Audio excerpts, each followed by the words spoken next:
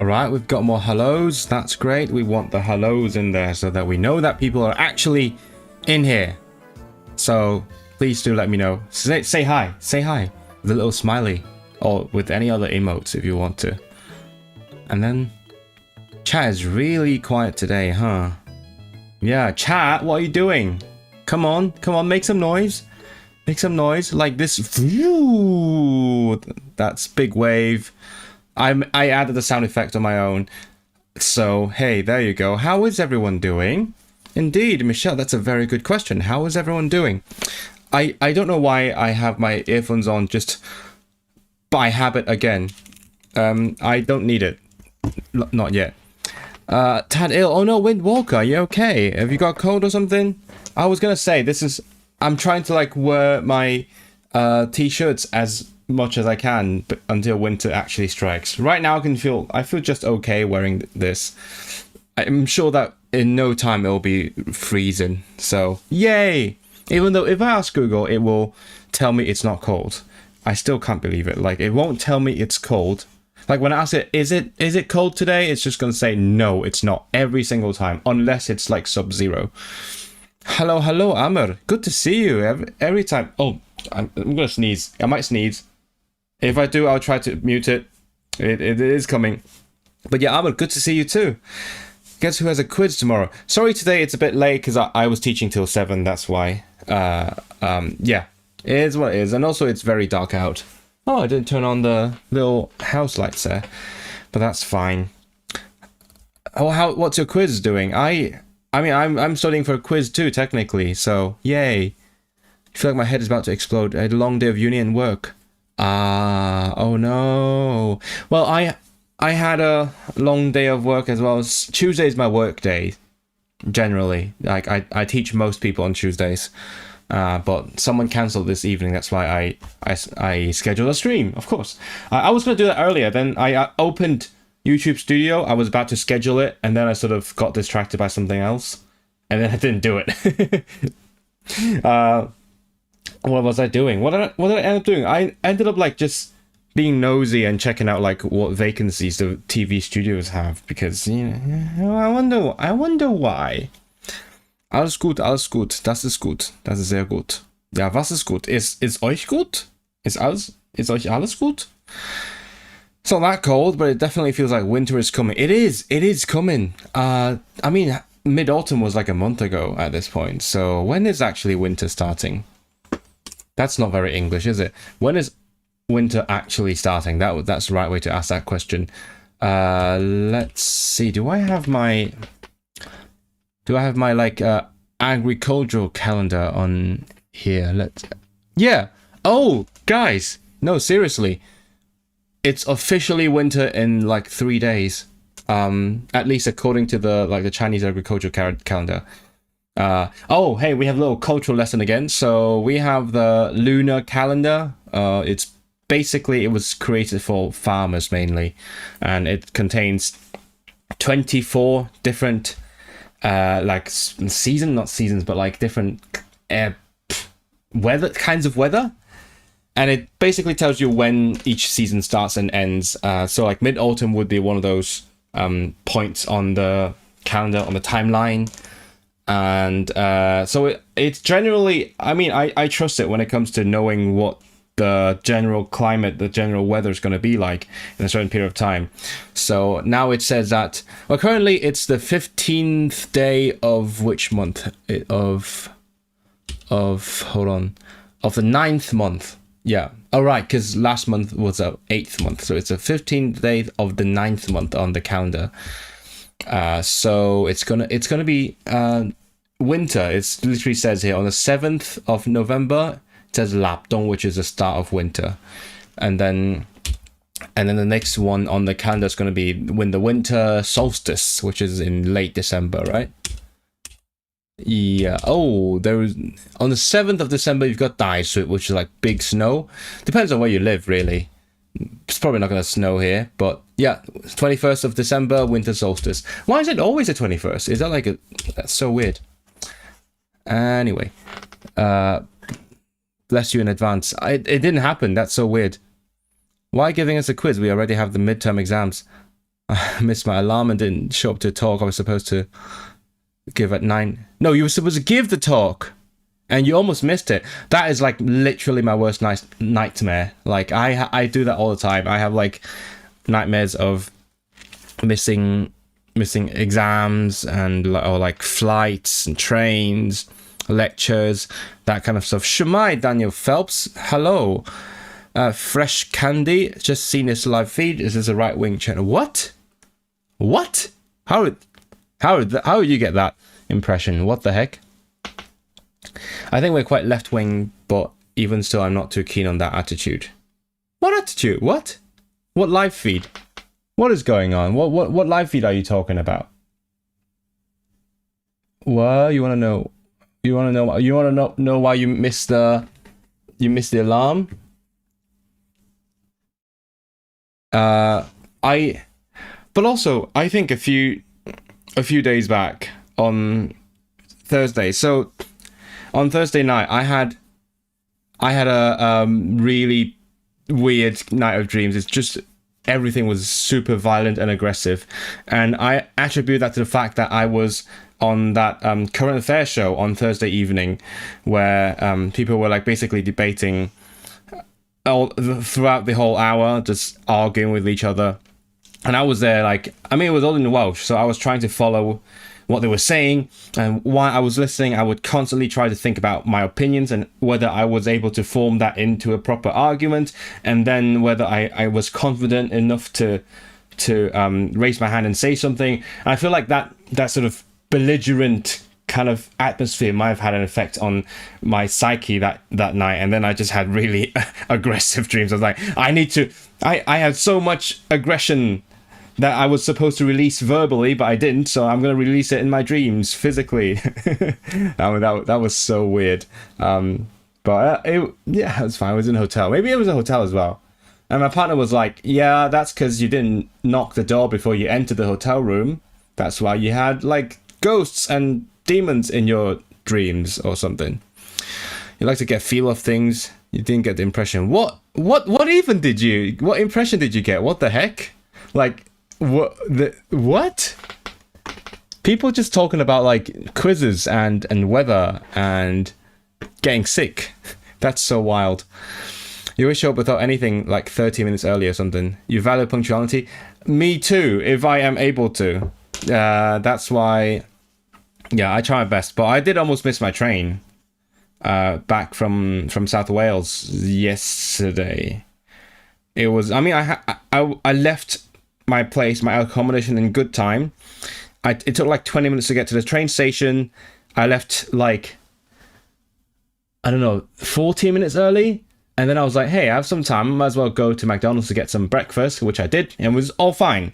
It was all still in good time until I realized I walked the wrong way when I get out of the McDonald's. So like I was down the wrong road for like, I would basically walk the entire road until the end before I realized I was the wrong way. So I had to go back and then find my way back, because the original route was going to be like one straight, just go along that one road and you get to the station. But then after the detour to the McDonald's, I got completely lost, and I got to the station like 1 minute before the train would have departed, and then I got to the gate and they didn't accept my ticket, and then I had to get someone to help me, and I would have missed it but if the train hadn't been delayed. So that was a one time I was really glad my train was like, I don't know, 3 minutes late. I'm not late, I'm earlier for the next day. Yeah, that's correct. Rattling Max, like, comment, and subscribe. That's what you should be doing. Well, not comment. Say something in chat. Say lots of stuff in chat. So everyone who's watching, go put hi in the chat, and also subscribe. I was testing out some earplugs. I live in a noisy area. Oh, hey, how are the earplugs doing? You woke up, you got back to sleep. Oh, no, wait, so you were supposed to be there at 9. Classic Michelle, that's correct, Daniel. Only made it in time to give the talk. Yeah, that sounds stressful. I've been there. I've like, when I really need to jump out of the bed to go straight somewhere, I can kind of do it. Does he think Israel's a reformer? I mean, our country does need lots of reforms, if you know what I mean. the electoral system needs reform. Yeah. If we don't get proportional representation in, we're gonna get so screwed. So I support some kinds of reforms to this country. This is literally my biggest fear, and this is my first time this has happened to me. Well, it's going to be the classic from now on. You learn Swedish and while I'm here, so I'm normally end up on political channels. What? Do you just randomly hop on different channels and then like try to feel if it's political or something? Really early. Yeah, that would terrify me. I know. That's fine though. You made it out in the end. Thankfully I had a flexible ticket, so it was okay. I could have just taken the next one, which was in 2 hours, and it would have been fine. Like I just had to find somewhere to spend the 2 hours. Lib Dem spotted. What? Pff, lol. What do you think of? Oh, what do I think of that guy? He was useless, right? Wasn't he? That's one strong thing to come out and say. The earplugs were pretty good, and it took me ages to get them to fit. Yeah, I think it took me ages to learn how to use mine. That as well. That was a weird part because I couldn't I kept like putting it the wrong way, or couldn't like twist it right so that it would get the not perfect, but the best fit.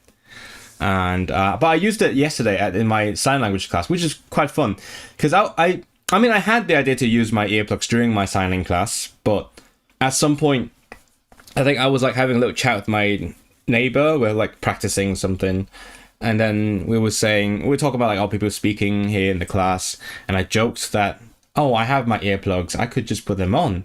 And she said, oh, do it. And so I did it for the rest of the class. And these ones, I have them in purple, and I just did this for the rest of my signing class, which was great. Except it turns out when you have earplugs on, you don't know how loud you're speaking. Literally right now, I have no idea if I'm shouting or speaking really quietly. I just have to gauge it by like the amount of effort I'm using in my throat. But it's really helpful because it sort of blocks out people speaking, so it helps me focus on like the visual part which is the most important part of signing.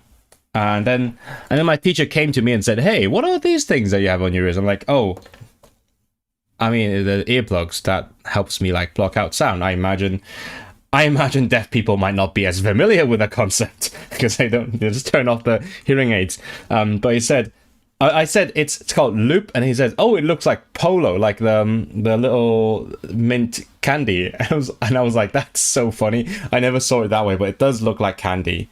And also it's like anagram of loop. Wild. Stop shouting, blew up my speaker. Did I shout? Honestly, I literally couldn't tell. But then I met up with my friends at the BSL Sook after the class, and I also had them on because we were in the spoons, and like someone was doing like a pub quiz, and it was really getting on my nerves because I was like, I'm trying to.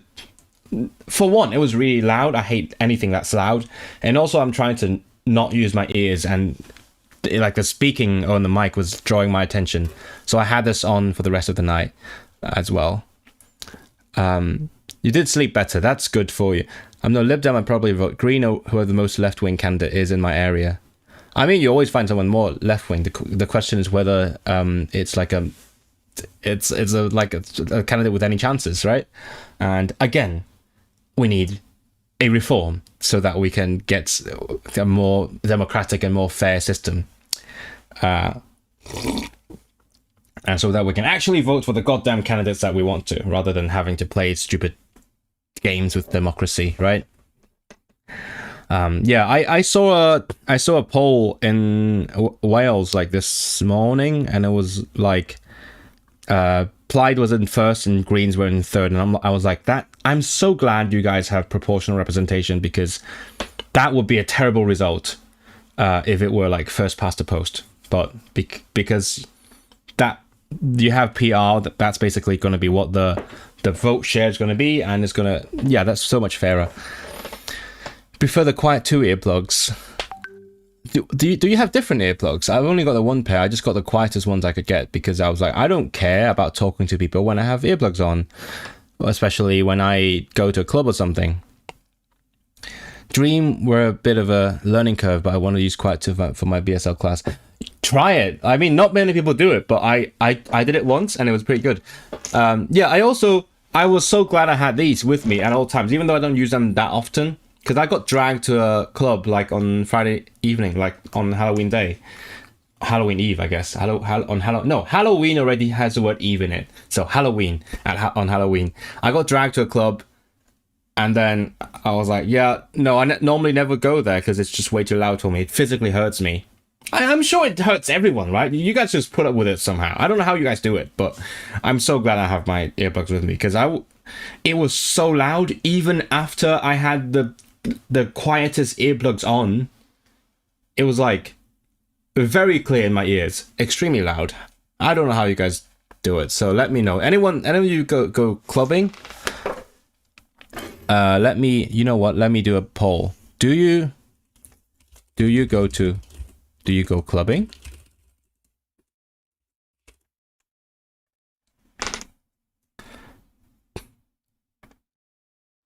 Mine are mint. Dream purple. Oh, Dream is the name of the product. Right, I forgot. Looks like a mint polo.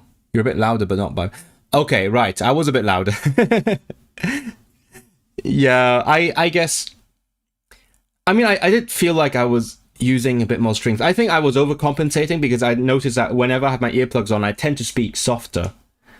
And like last night when I was ordering at the pub with my earplugs on, the bartender, I was going to say barman, which is Polish. The bartender actually couldn't hear me, so I was like, oh, maybe I'm sort of speaking really softly. I mean, now I have my like mixer on, like I see exactly how loud I'm speaking, so I'm fine. I can visually see it. Honestly, the next election couldn't come around any slower, but I'm also terrified to see how it will turn out. It'll be fine. Like, I'm usually a pessimist, but right now I'm quite optimistic, surprisingly speaking. I'm actually really surprised how optimistic I am, but you know what?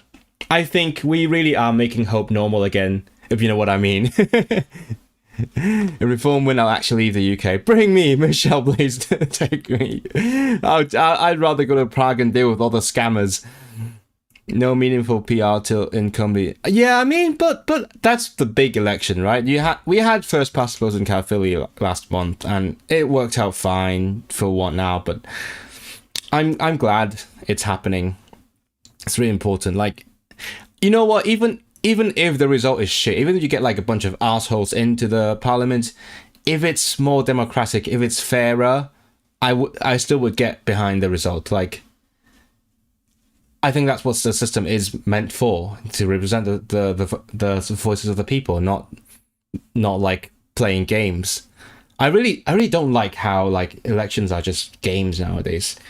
I've been thinking about this quite lately. Like I keep thinking, because I see lots of people discussing the Caerphilly by-election. They were like, hey, he just won because he's like a good local politician doing good work in his community. I'm like, isn't that what being a representative means? Like, that's what you're supposed to do. Like, you're supposed to engage with your community, and the electorate are supposed to vote for the people, like vote for the politician that best represents them and their needs. But nowadays it's just turned into like a game of like different groups, and most people don't even care for the actual people they're voting for. They just vote for the party. And I know that's like, that is inevitable because of how political parties work, but still, I don't like it. Like, I would really love that if we could actually vote for like this one person that we really like and, you know, represents our local community. And we kind of had that in Hong Kong for a little bit, until we couldn't vote for anyone anymore. Zach is the only one taking them on. Labour are just aping them on to no avail. Yeah, that's the thing. Got two pairs, one for sleeping, one for travelling. Should I get another pair? The Dream was still 35 quid. What are they made of? Like, what's the difference? Because I just got this one. It's literally the quietest one I could get, and because that's my main goal, right? To prevent any sort of not necessarily hearing damage, but a psychological hearing damage, if you know what I mean. Like, hearing loud sounds makes me hurt. So that's the main goal. But if I ever need it for another purpose, maybe. Like, I know there are plugs out there that are good for talking to people, for reducing the environmental noise, and also we can still talk to people. But you know what? If the environment is noisy, I just try to hang out with deaf people anyway. Like, I would rather not shout. You might want to try out when you're older. Clubbing. Oh, you're not old enough. Amber, do you not know what clubbing is? Okay. Do you have clubs where you're from? I'm sure there are, right? Even if it's just the expats. I love how so far nobody in my chat goes to clubs, which makes you all align with me very well. I like it. That's great. We have like a consistent community here. Like, you guys are like me. Yeah, no, I really hate clubbing, because the main thing about clubbing is you go for the loud music, you go to dance. That's the main two things, right? And you don't go to talk. But when I hang out with people, I want to talk. I hate loud sounds, and I don't dance. So it's literally the antithesis of what I like to do when I hang out with people. I was gonna ask something else as well. I forgot. Like, I was gonna poll something related, but never mind. It'll come to mind. You've been clubbing once or twice on a friend's birthday. My ears wouldn't stop ringing for a few hours. I hate noise. Same. I mean, the last time I went before this Halloween was probably ages and ages ago, so I don't remember how it would have been like without earplugs. Tetrosis, hello? I just wish politicians were honest and actually did their job properly. Yeah, meeting people's needs. Exactly. But it's so gamified. It's like Duolingo but except you play it with people's actual hearts rather than your virtual hearts. Oh no, actually Duolingo doesn't use hearts anymore. They've changed to the stupid energy thing. Do you guys... Let's do a different poll. Do you have Duolingo energy yet? I'm sure some of you... I mean, it's not a political stream. It's not supposed to be. It's supposed to be a language stream. So I assume some of you guys use Duolingo. So let me know. If you have energy yet? Oh yeah, they're doing the thing in New York right now. We'll see what happens. The employment of giving the wrong page. What? With evolved representative elections, local council elections through your MP's primary purpose is representing your interests in issues of national governance. Yeah, well, it's still they still like represent you. So their interests should align with your community's interests, not just their party's interests, right? So like, if you come from a community that have a specific need, they should also represent that. And I know some of them do, because I've been following the what Sinos Medi's been doing, and obviously she talks a lot about the what's Kargubi in English again? What? I forgot the English name. Kargubi. Holyhead, yeah, Holyhead piers and everything. So that makes sense. We're a bunch of introverts. Yes, we are, actually. The music was good. I mean, to me, if it's loud, it's not good. You have been to a gay club in Göteborg. Do you live in Sweden? Fresh Candy? Have I been to a gay club? I actually don't think so. I've been to gay bars. That was at one time when so for context, I'm still technically I'm part of the music department. So I think one time last year we had a guest coming over from Hungary to talk about jazz music at our like weekly research forum. And then afterwards we went for dinner, and then we went for a drink, and then went for more drink, and then he kept buying me drinks. It's a very classic Hungarian thing. You can never say bye until you actually have to. And then we ended up going to like a couple of gay bars in the gay village. It was pretty okay. It was too loud. That was my problem. Still too loud. Everything's too loud. Like even bars, clubs are absolutely way too loud. Bars are too loud. I'd love to. That's why I like my deaf clubs, because they just don't have to play loud music at all. I used to do dance, but it's been a while. Yeah. Duolingo energy? What is this? You don't know what energy is? Energy is? Linda, hello. Hallule? Hallöchen? Hallulein? Hallule? I don't get the question. You don't know what Duolingo energy is? Desktop doesn't have it, but other devices do. Yeah, exactly. I think desktop is still on Hearts. The new Duolingo energy system. Can someone explain it? I live in Liverpool, but I spend a lot of time in Sweden. I have a lot of friends. I would love to spend more time in Sweden. I miss Sweden. I used to live in Sweden. Linda, how do you go to Sweden often? I wonder. I can't really speak Swedish anymore. If I go there again, I'm gonna brush up my Swedish for sure. But I used to live there and I kind of miss it. But if I go there again, I won't be a student anymore, so it's going to be a different experience. I also haven't been to Göteborg. I've mostly stayed in the south because I was also in Europe living in Europe for the first time. So I spent a lot of time going out of Sweden. So I would fly from Copenhagen airport to all everywhere in Europe.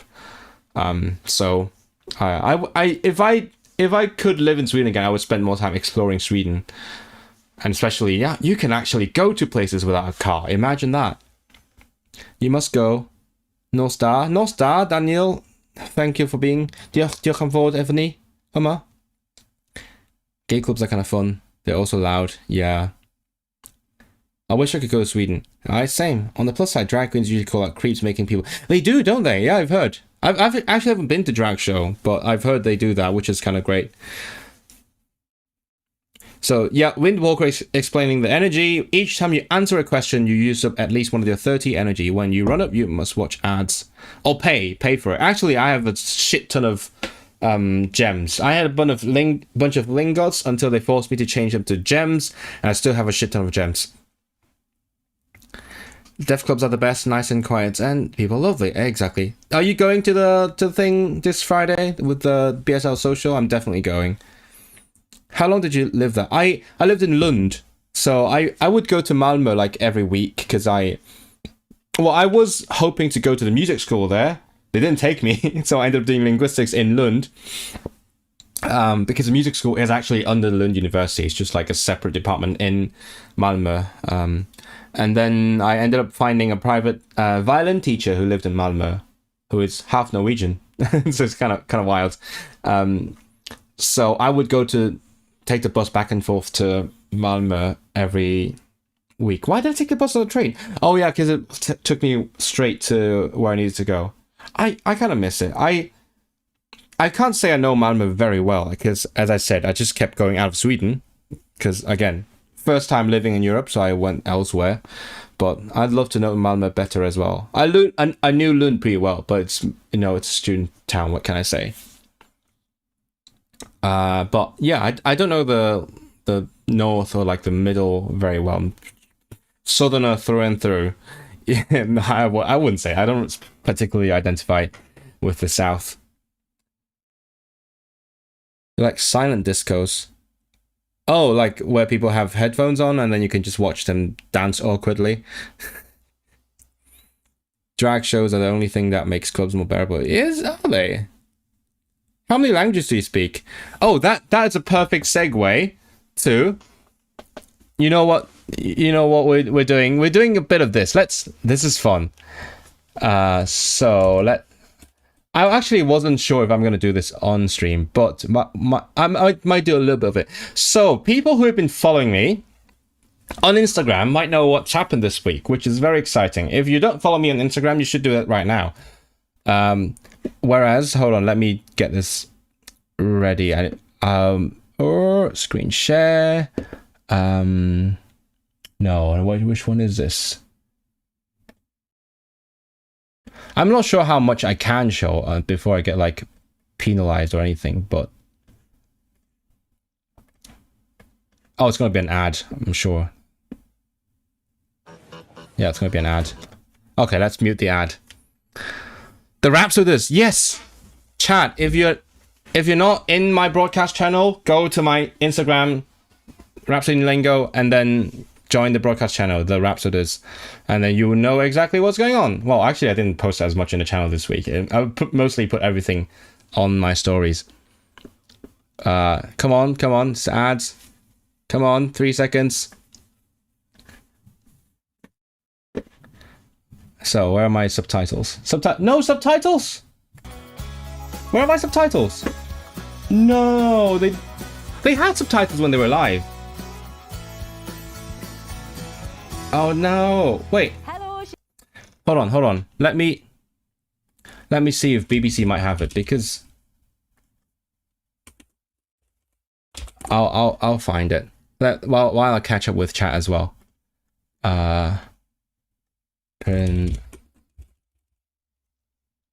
Oh, I just showed you the iPhone ad and that was it. Let's see if BBC has subtitles. They do. Hey, let's do this.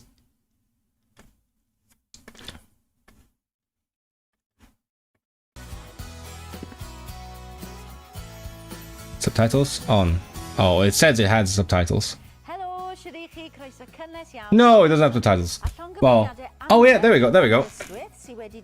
It's crazy. They actually do it live, I think, because I was watching it on the screen, and then the subtitles, the English subtitles were popping up on screen live as it went.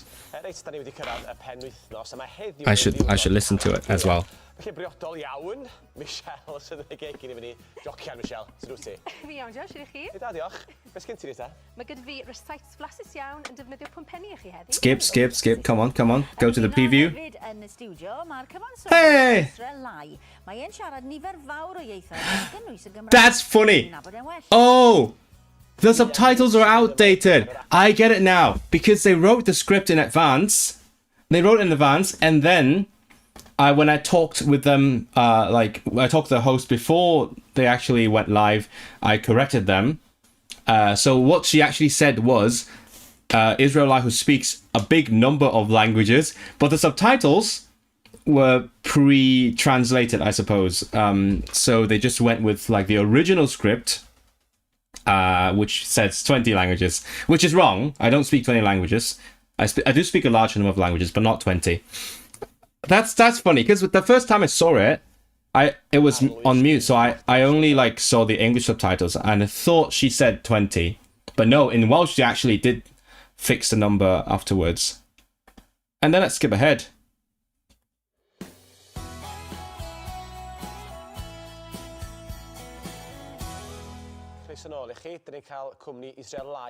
Ooh, what am I looking? Chris atyn ni. Diolch am wahodd. Na, diolch am ati. 8 iaith ti'n gyfarwydd a cyffyrddus yn siarad. Dwi'n siarad yn gyffyrddus. Ie. Cyn i drafod y ieithoedd yna i gyd a pam ti'n dall ati ddysgu'r Gymraeg. Ti'n dod â hanes ni, un o liw ti o wreiddiol? Dwi'n dod o Hong Kong wreiddiol, ac dwi wedi bod yn Lloegr. Dwi'n byw yn Lloegr. I actually haven't watched this. Blynedd erbyn hyn. Dwi ddim wedi byw yng Nghymru yn anffodus. Oh, I can see them like actually translating the subtitles right live. Am y Gymraeg, ond oedd gen I ddiddordeb mewn ieithoedd yn amlwg, felly pan nes I symud I Fancenion, naeth ffrind dywedod wrtha fi bod... Yeah, my grammar's not great. Very often I would say something and then like change the sentence structure halfway through, and then... Yeah, and then it would be ungrammatical. It's kind of wild. Imagine like listening and then like translating in your head and writing English subs live.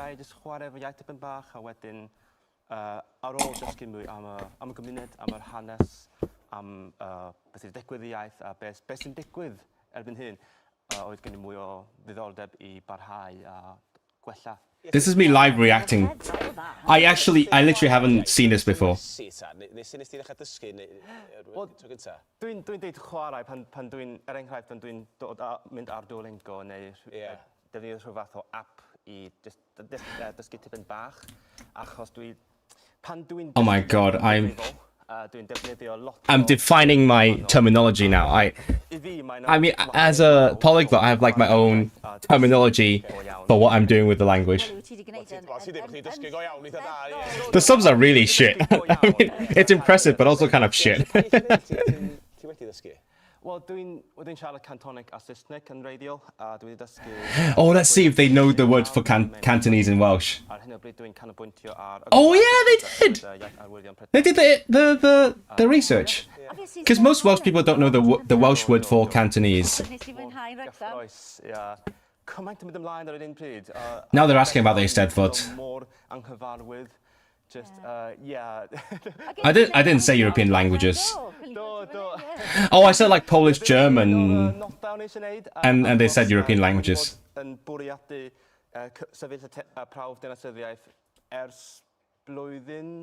Ie, dyna'r hanes hyn i ni nawr, achos i ti moyn wneud dy brawf dinasyddiaeth trwy gyfrwng y Gymraeg. Trwy gyfrwng Gymraeg?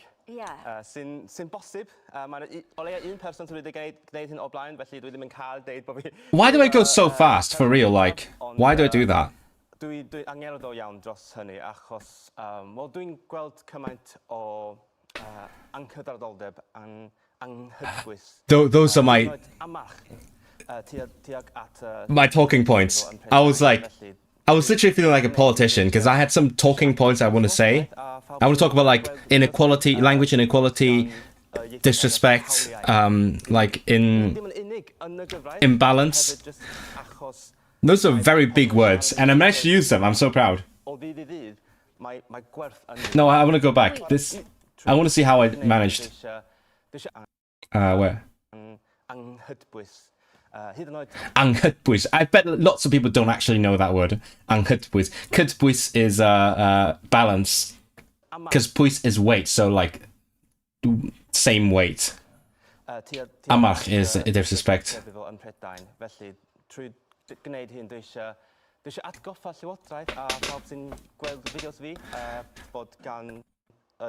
Michelle, were you anxious? That's why I sped speed through stuff on public speaking. I was extremely anxious. Also, so for one, obviously, foreign language, and then like we had very limited time. The whole thing was like, I don't know, 4 or 5 minutes. It's crazy. And then I felt myself shaking, to be honest, while I was speaking this. But like I had something prepared. I mean, I'm pretty comfortable speaking the language normally, so. Plus, I had some talking points prepared. I just was like, I was thinking live. I wanted to go through these things. I want to talk about like this imbalance and inequality between languages in the UK, right? Like disrespect towards minority languages. And then when I was on, I was like, oh, I wonder if I'm going to get to talk about that. Because last time when I was on radio, I didn't manage to talk about it. They like cut me short and talked about music instead. This time I was like, probably won't get to do it. And then this time I was expecting to be asked why you want to do the citizenship test in Welsh. She didn't ask me that, but she asked me, oh, so you want to do it in Welsh? And then I was like, might as well go for it. Yeah, this is the time. There's no time better than this. So I went for it and I said everything that I wanted to say, which I'm very happy with. Sorry, I'm missing a lot of chat. I'll get back to that later. Or you can, as I said last time, if you want me to see something, put it in the chat again so that I can see it. Okay? I'm just doing a live react right now. Yeah, that was my soundbite. Yeah, it's surprising that they didn't. I mean, no, it makes sense. So what I'm saying right now is like the main soundbite I want to go out there. Like every time I write a script, I always have like 1 or 2 sentences that I feel like are my best sentences that I would really clip if I want to like send the message. What they ended up clipping was like the part where I was like, oh, I'm from Hong Kong, I'm living in England, and what da. So like the basic self-introduction stuff, which makes sense and is going absolutely viral right now. And if you look at my Instagram for your information, the clip from this is from this show is at it has 2 times as many views as the next most viewed real by this show. So like I'm absolutely smashing all the view counts. I'm going viral in Wales and in Hong Kong as well. Anyway, so my soundbite was going to be the languages have rights, and not just because of the law, not just in the law, but simply because people speak them in their day-to-day life, and that's what gives them worth. That's what I'm saying here. That was my soundbite. Do you think it's a good sentence? Let me know in the chat. Like, I mean, it's weird. It doesn't sound as good when I'm like live translating into English, but it sounds good in my head. Achos mae pobl yn siarad y ieithoedd yma. Yeah, they have worth because people speak it in their day-to-day life. My grammar's so good. Like, I literally made up the sentence, there is worth in them. And in them is not easy to say in Welsh. Let's see what the subtitles say. Yeah, okay, that's fine. It's okay. This guy actually speaks so fast. It's weird, because normally... So there's two guys, two people here. So she's from the south and he's from the north. Normally, actually... So I speak mainly North Walian, and this guy, his accent is like much more familiar to me. So I feel like much more at ease listening to him, but at the same time he sort of speaks a lot faster, in my opinion.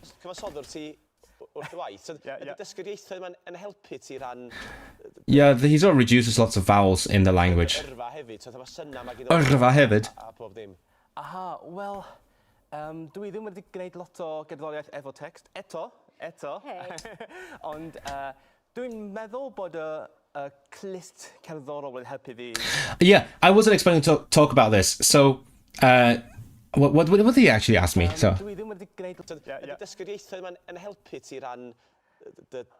Oh yeah, he asked me if learning languages has helped me with my music career. Oh, so I guess I answered the wrong question. Oops. Yeah, he spoke so fast. Yeah, but it was basically about the connection between music and languages. I dragged it somewhere else. Not happy with it. That's why I haven't seen it yet. So I said I haven't done a lot of music work with text yet. And then I ended up talking about how being a musician has helped me learn languages. Because that's actually what I talked about with the other host, with a woman, Shan, before the show. So like, I just had it in my RAM. I was like, oh, I can talk about how being a musician helps me learn languages, and I'm just gonna do it. That was the only thing that came to my mind. Literally no time to think. Dwi ddim wedi gwneud lot o gerddoriaeth efo text. Eto. Ond dwi'n meddwl bod y clist cerddorol wedi helpu fi lot wrth ddysgu ieithoedd, achos pan... Yeah, the musical ear has helped me. Siarad, dwi'n clywed sut mae'r melodi yn mynd, felly dwi'n gallu clonio nhw, copio nhw. What I could have said in retrospect was like, I could use the melody in languages to help me make music. What I said was I could use my musical ear to learn the melody of a language. Ti arni ar hyn o bryd, wyt ti newydd orffen dy ddaethuriaeth, ie? Yeah. Yeah, I'm waiting for the PhD exam. O, mewn dim o amser, dwi'n siŵr. Wel, mae di bod yn hyfryd cael dy gwmni di. Diolch yn fawr iawn i ti'n dod i mewn. Allan o'r credau ar y Gymraeg, mae'n wych ar y seg i ti. Ie, a phob hwyl i ti yna gyda dy gais am y dinasyddiaeth yn Gymraeg. O, diolch yn fawr. Neis siarad y ti. So fast. And it's just done. It's done. That's it. That was the whole segment. Crazy. Okay, chat, what have I missed? Say it again if you want to say something to me. Talk about Lingopie. What does Lingopie have again? I don't remember. They have the big languages that I did a sponsorship with them. Well, I should know. Where is my puppet? Okay. Does Lingopie have Cantonese? No, they only have the biggest languages. I think they do have Mandarin, probably. They have like their own content. I don't know where they get the content from. Maybe like they license it from TV studios. Since you went on an interview, does that mean you're fluent now? I don't know. Fluent is a very, very subjective word. I do think my own definition of fluency is when I don't have to pause and think about grammar and vocabulary. And when I'm speaking Welsh, I think for the most part I do feel fluent. Yeah. So I would say so. But there was a bit of cheat because I mean, with Welsh, when I don't have the word, I can use the English words. So I don't know if that sort of affects the definition or the feeling of fluency a little bit. But at the same time, if that's how people speak, if I speak the same way in a fluid manner, that's fluency, right? But at the same time, I do know that like my own definition of fluency is a lot higher than what most people seem to think. No, I would say like normies, they have a very high definition of fluency. Like, well, to most people, like, you either know a language or you don't know it, right? So it's sort of black and white. Whereas to most people in the language learning community, it's like you're fluent when you can like enjoy a conversation or something. A more lax definition. I think mine's like a bit up there because my definition is when I don't have to think about grammar and vocabulary at all, or at least not more than a native speaker does, right? So that's how I feel. That's why I rarely say I'm fluent. I think my Polish is pretty fluent. My German is decent. That's the extent of it. What areas would you claim fluency for? When I can read a novel and understand people perfectly. Yeah, I don't understand people perfectly. That's the thing. I don't understand people sometimes with Welsh. Yeah, that's why I would partially say I'm fluent, because even on the show, or like last time when I was on radio, I wasn't 100% sure I was hearing what I was hearing. So I would at worst I'd get like 70%, and I would use like context to fill in the blanks for the rest of it. So that's a useful skill, but to be fair, even in English, I don't understand everything all the time, right? I always have to like fill in the blanks sometimes. So maybe if I get to like 90% consistently, I would say my listening is fluent. Drewy, hi, good to see you. Congrats on being interviewed. Thank you. It was really fun. Language Reactor. Yeah, I like Language Reactor. It depends on what content you have. You do advertising. I mean, I'm very selective. Like I do partnerships with products that I genuinely like. Like sometimes I know there are flaws, so I would talk about the good points that I think they have. Like for example, LingoPie, they have the library of content. The way they present the tools is great. They help you like revise the stuff. That's good. So when I do partnerships, everything I say I genuinely do believe in. But I mean, obviously I do have gripes. For example, LingoPie has a very limited selection of languages, and that's kind of like inevitable because the way they work is they curate a library of content, which is difficult to do for every language. And I kind of prefer that to if like a product just used AI to give you a bunch of slop. I have had products come to me trying to get a partnership going where I forgot the name actually. There was one. I can't even find the email now. I don't know where it went. I don't remember the name either. So there's one product that sort of gives you a bunch of reading material that you can also listen to. And then there is questions and exercises. And in principle, I do like the format, but it's all AI slop. Like the news article is like, because they want to use news, but they don't want to like actually license the content, so they use AI to rewrite the news to become like your reading exercise. The header images for each article is AI, the questions are AI, the answers are AI, the audio is AI.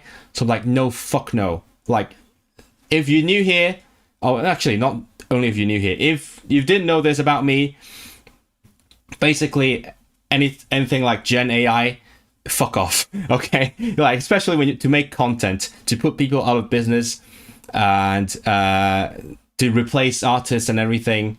that's a big no-no. If you're a brand trying to do a partnership with me, and your whole thing is just AI slop, fuck off. That's my message. There is a lot of brands that have like they started incorporating bits of like Gen AI just to like jump on the bandwagon, which I don't like, and sometimes they also make me say some things about it, but I try to like leave like do it as little as possible. So I would focus on the non-AI stuff, which, of course, if I do a partnership, I genuinely like the product. Like I'm like that's a good part of your product. I'm gonna talk more about that. And then they also make me talk about the AI. I'm like, okay, if you like that, use it. But you know, that's just my principle. And it's kind of annoying. Like every single language learning product is incorporating some amount of AI now, and it's just you know, it is what it is. Why does nobody have Canto? Because it's not a big learning market. Not many people are learning Canto. Well, no, I should say, first of all, it's not widely recognized as a language, for one. So people don't even think about learning it, and products don't even think about including it as a language you can learn. And the second is because people don't imagine you can learn this language because they don't know it's a language, the products don't cater to that market, which is a small market. And that's why. And third, the content is relatively lacking, and even when there's content, it's extremely inconsistent because of the like orthography. The way we write things is inconsistent. There's a huge learning curve with the characters, and also people don't use the same characters all the time. The content situation is getting better now because there's more awareness of using Cantonese as a written and spoken language. But it's still relatively inaccessible to learners, especially in like the upper beginner level. This is me speaking as a Cantonese teacher. I know the situation quite well. So on the beginner level, there's plenty of stuff. Even though it's not always good stuff, there is plenty of stuff. And then on the higher, I mean, like basically fluent level, there is all the native stuff. But then there's a huge gap in between where there's like absolutely no content whatsoever. I recently found a channel called Learn Cantonese Together, which I like. I can show you guys. I like to promote things that I like, so I'll show you this channel. This is like I'll talk more about what I think about the channel afterwards. So this is called Learn Cantonese Together. What it's doing is it's making content, like native language content, that where you can like sort of learn the words and structures from the context. So he'd use like lots of images, gestures and things to help you understand what he's saying. That's what I really like, because that's how I learn languages as well. Like I learn it from context, and I use all sorts of visual aids to help the stuff stick in my head. And he works really hard. Like I don't know how he has the time to make all this stuff. Like he does so much. He's making new videos every 3 days. So if you're learning Cantonese, do support him. That's a good thing about it. The bad thing, that's sign language. The bad thing about it is he very often overestimates the level. So when he says, for example, beginner, when he says beginner, think intermediate. When he says complete beginner, think not complete beginner, like false beginner. When he says intermediate, think like upper intermediate. So take everything up a notch. And another thing, if you're watching, whatever the name is, what's your name? I don't know what your name is.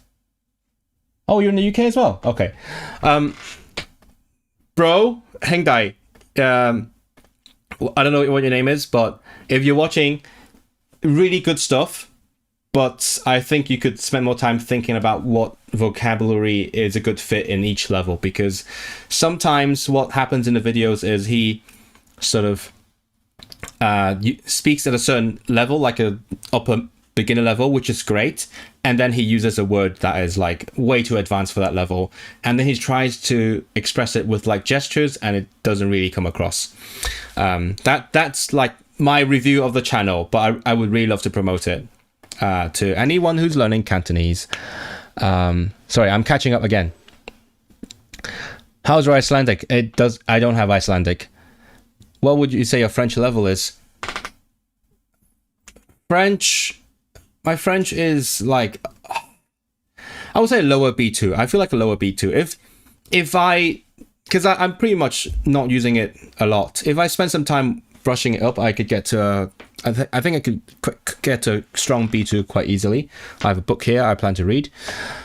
You've got C1 and Swedish, plan to do these thesis. I've done thesis. That's my only claim to fame. That's the only way I can tell people I speak Swedish, because I've forgotten most of it after I did the exam. But it's basically C1 when I did it. Je déteste IA. Moi aussi. je déteste. Don't. Unless people don't like AI, but I have to admit I use it for job applications and getting answers to interview questions. I also use it to answer work emails. See, there is a time and place for everything, right?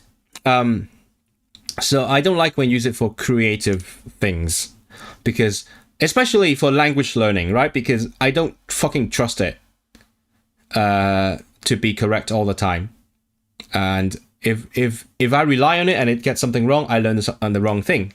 And also, when you're making content, that means you're also like taking out the soul from any content you're making. But like for what I do appreciate AI for is like when you do like text processing.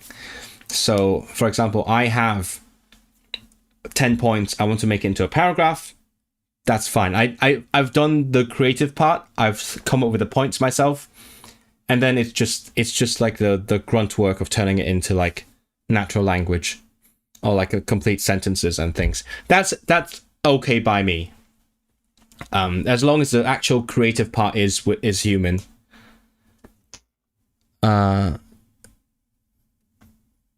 Just gives better answers. Thanks for the recommendation. Not bad. I thought you were rustier. I don't know. Most of what I do is rusty because I don't spend a lot of time maintaining my languages. I'm not like Luca Lampariello, for example. Like what I do is I just pursue my current passion, and then if I need the other ones, they are there, and I can brush up on them. That's why I don't claim that I speak all my languages well at any given moment, right? That's not my claim. That's why I don't like doing like, oh, Polyglot speaks 10 languages videos either, because that's not the point. My selling point, or what makes me who I am, is I'm passionate about the language I'm currently learning. I do think I'm more passionate about my target languages than most polyglots I see out there. That's a claim. I would back it up, okay? I do believe in this. I do believe that I'm more passionate about my languages than like your typical YouTube polyglot. And then I get fully immersed. I learn the culture, and especially I fight for the languages that I love, right? That's my thing. I like to speak up for languages in disadvantaged state. You can pick certain things up by listening, putting subtitles on. Part of the reason why I know certain words in Mandarin is because I watch a lot of C-dramas. Yeah. I knew a person a long time ago. Met a person who was from Shanghai originally. She was married to a Japanese man.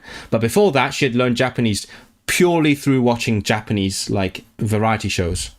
Literally, like she watched all the shows with subtitles for 7 years without any other learning, and she was fluent. Amazing. Can you read L'étranger en French? I don't know. I'm not sure. I haven't tried. I studied that book for my A-level. It was hard. Which book? Oh, L'étranger. I don't know. But reading is in terms of French, reading is probably easier because of the commonalities with English, right? You can guess your way through a lot of it. So I think French output is generally harder. And get back into reading. I'm really slow at reading. I'm trying to finish the book I'm currently reading right now. I think I mentioned it in another stream. The further I went, the more it sounds like just Welsh 1984, because it's about this university. It's initially just like office politics, but then eventually, now I've gotten to the point where they have like microchipped name badges that listen to everything you say. And then also, because the computers can't process Welsh, you have to speak English all the time. So you can't speak your own language. And you have to use the designated language. And also, obviously, Big Brother's watching. You can't really say what you think. Everyone's quiet. It's literally just George Orwell in Welsh.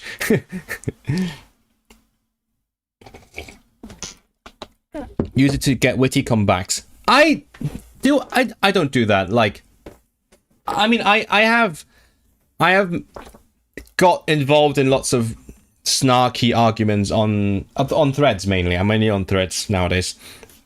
But if I don't have a good comeback, I don't reply. Or like, it's fine. I don't really care. Like, I don't care for. I'm not really convincing anyone. I'm just doing it for the passerby to enjoy the show, right? I think I just went into an argument with someone today where it's a native English speaker, and then they insisted that you can't use an abstract noun after disrespect, and then like that, there's nothing in English grammar that says that. You're just making it up, and it's a classic. Native speaker doesn't understand grammar. Native speaker thinks he knows actual grammar and linguistics and just bullshit stuff, and uses words that have actual definitions in linguistics, but without any care for what they actually mean. So they just insist on this, and it makes it sound really obvious. Oh, abstract nouns are abstract. That's why you can't do this. I'm like, no, there's no grammar rule that says that. And then eventually I'm like, okay, that's enough. Blocked. But before that, I think the point when I gave up was when he brought out the classic boomer argument. Like, I'm 60 years old. I speak English natively. I have studied in English, and you are not even a native speaker. You're from another country, so you're wrong. I'm like, okay, that's enough. There's no point now.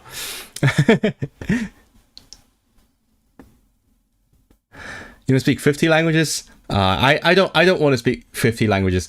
That's funny. I also mentioned this when I was speaking to like the people at the TV studio. I was like, oh, so they asked me, oh, do you like want to learn a lot of languages? I'm like, I'm trying to not learn more languages, but it's really hard. It's really hard to not learn a new language. I'm trying my best.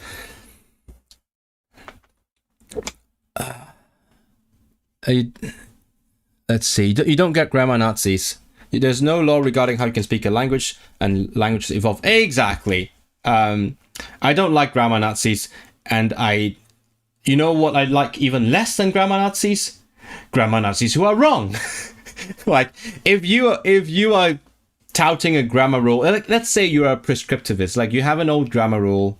For example, you have to say I lie down. You can't say I lay down, and that was like. That is still like proper English. And if you tout that rule and you go like condemn everyone who says I lay down, grammar Nazi, yes. Annoying, but at least you're still kind of right. But if you just make up your own rule and then you try to impose your rule on people, then like that's even worse. And then what's even worse is that guy made up a rule. What was the rule? Let I think. Oh yeah, I think he said, oh, monarchy is an abstract noun, but if you add the, it's not abstract anymore, it's concrete. So he made up a rule, and then he says, oh, but that doesn't apply to like culture, like English culture is abstract, but the English culture is still abstract. So you're not only a grammar Nazi, You're not only a wrong grammar Nazi, but you don't even follow your own freaking rules. So there is no point. Whenever I'm in a political conversation with someone on the other end of the spectrum, I always find as soon as it starts get going, it feels awkward to continue. I don't know. I do it for fun. If it's not fun, there's not much point, right? Find it funny though. I like annoying them by deliberately speaking wrong. We have a language connoisseur here. Yeah, I think because whenever I get into an argument online, my main goal is not to win. My main goal is to put on a great show for the passers-by, right? So I also end up picking the most annoying ways to engage in that argument, such as saying something wrong or saying annoying things that are correct. Yeah, you gotta go to sleep. Oh, thanks for chatting with me. Au revoir. What are the what language? But speaking of which, I do remember that I meant to do this today. So we keep asking questions. I'll look back at this, but let me introduce. It's been over an hour. That's crazy, but worth it. Worth just reacting to that that segment on S4C just now. Actually, in retrospect, I could have like paused and reacted to it rather than reacting live. But then again, I mean, I was listening to the Welsh and you guys don't understand the Welsh. So what's the point of pausing, right? I could just react live and you're not really missing anything. And the subtitles were delayed anyway. Anyway, I was going to say, so on the last stream, I've successfully finished the history part of this book for my citizenship test. Thank God. I probably should go back and revise it at some point, but at least I have a rough idea of how British history was like. When I was in the Spoons yesterday, there was a quiz question that asked who was the monarch when the Spanish Armada happened. Do you guys know, chat? Can you answer that question? Who was the monarch during the Spanish Armada? I know that because I got it wrong in the quiz, and I also have the exact page about the Spanish Armada right here open. But let me know if you know who it was. And I finished all the history stuff. Now we're going on to a modern thriving society. That's why my title says we can learn about hashtag British values.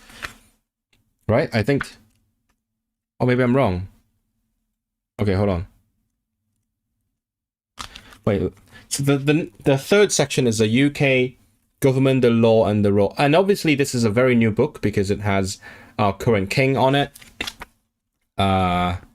This is the 2025 version. I got the latest version, secondhand. Okay. Wait, so where are the values? I think the second part is the values. Or maybe the third part is the values. No. Oh, I think the third part is the values because there's like fundamental principles.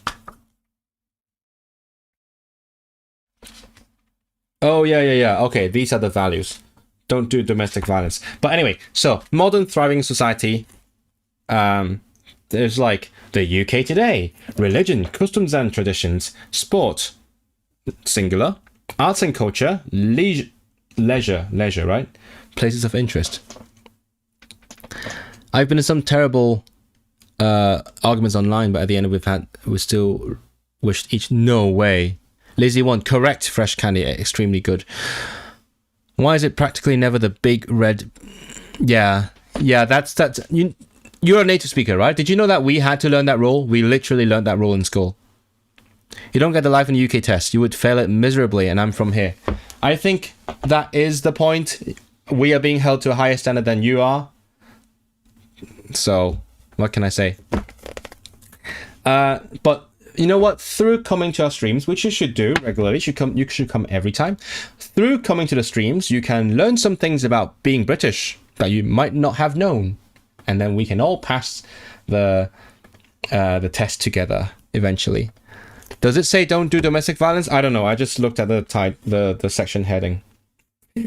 You now have an overview of Britain's history, values, laws, and constitution. We don't have a constitution. That's what I do know. Glossary. I might just translate all of these to Welsh eventually. We'll do that. Well, let's read through this. And then as I as I always do, I'm going to like read it, and then at the same time I'll think about how these things would be expressed in Welsh, which is what I'm doing in the exam. The UK today. I actually never know how to say the UK in Welsh. It is a Deyrnas Unedig, so and it's shortened to the DU.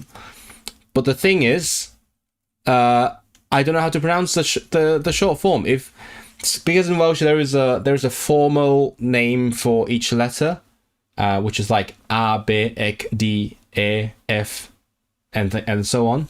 But people don't actually use those names for the letters. But they pronounce the sound of each letter and use that as a name. So they say like A, B, K. No, sorry. I forgot the H. Sorry. They say A, B, K, H, D, and so on. As opposed to the names of letters, which are A, B, Ek, Ech, D, and so on. So when I want to say the UK in Welsh, I'm like, should I use the names of the letters? So like DE, that's awkward to say. DE, that's awkward to say. Or do I like do it the common Welsh way, which is the E, and that's also really awkward to say. Oh yeah, also the U in Welsh is named I Bedol, which means like I horseshoe, because especially in the south, they have multiple letters that sound the same. The U and the I sound the same. They both sound like E. So if I had to use the name of the letter, that would be D, E, Bedol. That's really wrong. But DE also sounds wrong. The E, I don't even know. Like, is there any Welsh people who can say like how you say the name of the country? Also, potentially you could maybe say like, pronounce it as if it were a word, like the, which means black. So I don't know. With a lot of luck, if reform gets in, they'll make us all do the test and does was fail. No, I mean, actually, I can kind of get behind that. That would be the ironic thing. You know, everyone who's born abroad will pass it, and then everyone who's born in the UK will fail it. So that's literally the great replacement. I won't be against that, you know. That's what I'm saying. I'm not against that. That would be wild. Or like you guys will actually have to learn what it means to be British, according to this one tiny book. You would say longer. Oh, okay, get some sleep. Yeah, good night, Michelle. Unrecht untig. That's Irish, isn't it? What's in Scottish Gaelic again? And riach uniche. Let me check. And uniche, I think. Yeah, riach uniche. That is in Gaelic, which speaking of which, I was just informed that I'm invited to go to the Scottish equivalent of the Eisteddfod. Like, I mean, my friend Samuel, apparently he intends to go with me. But the thing is, we've talked about it, but like we've never actually discussed actually going there together. And then a few days ago, he told another friend of mine that he intends to go to the thing with me. I'm like, wait, hold on, you do? I didn't get the memo. Like, I would love to go, but I didn't know that you intend to go with me. So yeah, maybe I'll go to the Scottish version of the Eisteddfod next year, and I'll be speaking Gaelic. Be me brin Gaelic. That's funny. Hi, Lynx. Some found out that bith sometimes mean even, like as in like even better, right? God I vith. Yeah, that's how you do it. It sounds awkward, and I rarely ever hear it spoken. People usually like use the English. They say like even gora, even gwell. Oh yeah, so not gora, gwell bith. Yeah, even gwell. That's what I hear usually, but in written Welsh you'd say like bith as in llai bith, even less. So I didn't even start. The UK today is a more diverse society than it was 100 years ago. Surprise, surprise. in both ethnic and religious terms. Post-war immigration means that nearly 10% of the population has a parent or grandparent born outside the UK. Oh, that's going to scare some people. The UK continues to be a multinational and multiracial society with a rich and varied culture. This section will tell you about the different parts of the UK and some of the important places. Oh yeah, there's like a bit of a, it's like a bit of a geography now as well. You have the different sightseeing spots of the UK. It will also explain some of the UK's traditions and customs and some of the popular activities that take place. The nations of the UK, I think I can skip this safely. Northwest of Europe, the longest distance from the mainland is from John O'Groats to the north of the coast of Scotland and to Land's End in the southwest corner of England. Shame, it's Cornwall. Colonel, how do you say that? Colonel. Oh, what's the Cornish equivalent of like Cymru and Bith? I forgot. What is it? Bisviken? Is it Colonel Bisviken? Yeah, Colonel Bisviken. Colonel Bisviken. Southwest corner of England, my arse. I've been there. I've been to Land's End. That was the time when I went there, and then I started going on a Wikipedia rabbit hole about Land's End, and then I looked up lots of different sayings about like Land's End to John O'Groats to Land's End. It's about 870 miles. Do I need to know how far it is? Maybe I do. 870 miles. That's a lot, I guess. Most people live in towns and cities, but much of Britain is still countryside. Many people continue to visit the countryside for holidays and for leisure activities such as walking, camping, and fishing. So my stomach just groaned, so I'm gonna swallow one of these very nice, not sponsored, delicacies. This is my favorite thing growing up, because I think partly it's the advertising. They have insane advertising in Hong Kong. So it still stayed with me. Just give me a second.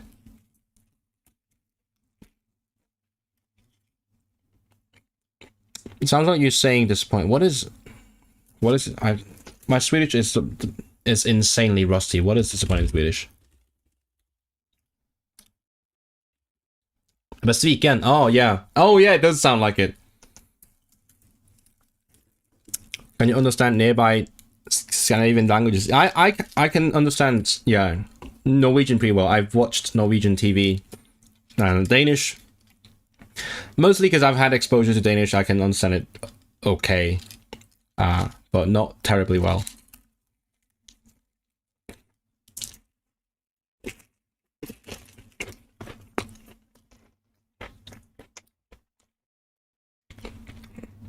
Can you guys list cities of the UK? Do you know how many cities there are in the UK? That's the question. I'm gonna make a quiz. Is that there's a definite number? Because the cities, in case you didn't know, cities is like it's not a certain population or anything. It's just literally there's a list of all the cities in the UK, and if you're on the list, you're a city. If you're not on the list, you're not a city. So there is a definite number. I'll give you a little quiz. Let's see if you can get it.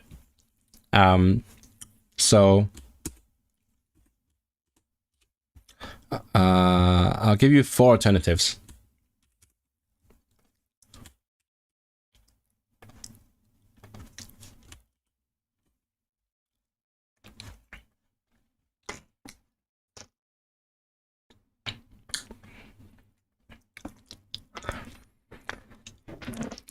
Norwegian's easy. Yeah, Norwegian's always easy. Norwegian is just Danish pronounced in Swedish, right?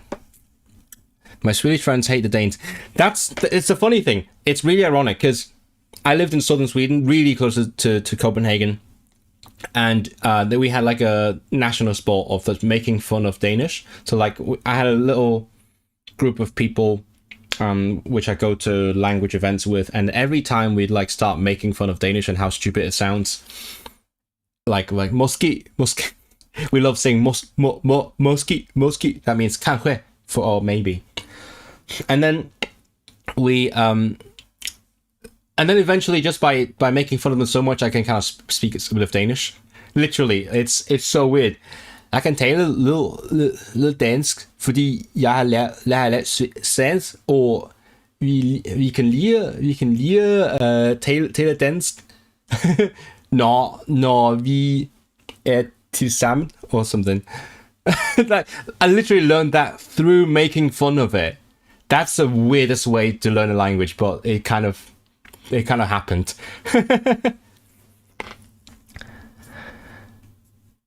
Can we change your answer? I don't know. If YouTube lets you change it, you can change it. But if YouTube doesn't let you change it, you can't change it. How many people are watching right now? I actually don't know. 8 people. Let's see if you can get the right number. It sounds awful. It does. It does. It's grating. That they are so dårligt. Det er så det findes så mange stød i språket is sprog. I love how bad it is. Like, it's amazing. Jeg kan godt lide.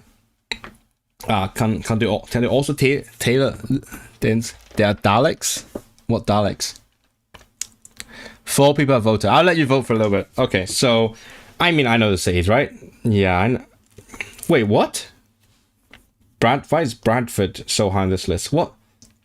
Oh, it's just a random order. It's not like listed by population or anything.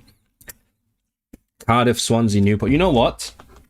I'll have some fun and write in the Welsh names for these. So Llundain for London, Lerpwl for Liverpool, Bristol for Bristol, Manceinion for Manchester, Plymouth is Aberplym,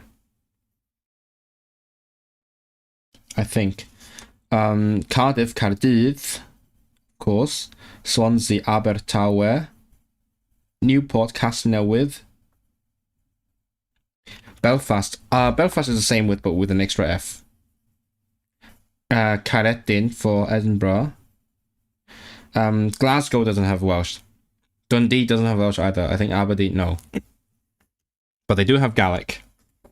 Oberlane. Then again, I think Birmingham sounds awful. It sounds like you'd say they are Daleks. They're Dalit. What language course is the thing on the bottom left for? What? Which one? Oh! This one. Hold on. Now this one. This one. Yeah, this one. I'm deliberately pointing to it really slowly. Yeah, it's mainly for it's my BSL course. Because it is really expensive. It's funny. Yesterday we were told to make conditional sentences like if this then that, and how you do it in BSL. Informal BSL is you don't do it. Like in informal BSL you do if, you spell out if, but in formal BSL you use like your expressions like, oh, it's sunny, I'll go outside. Like if I'm rich, I will do level 4, and that's one of the sentences I made. I said, if I'm rich, I will do BSL level 4 because it's so freaking expensive. So this one is for BSL level 3 part 1, which is like the not even like the first half, it's the first couple of months. And then I have to pay like another $1,000 to finish the rest of the level for the next throughout the rest of like 2026.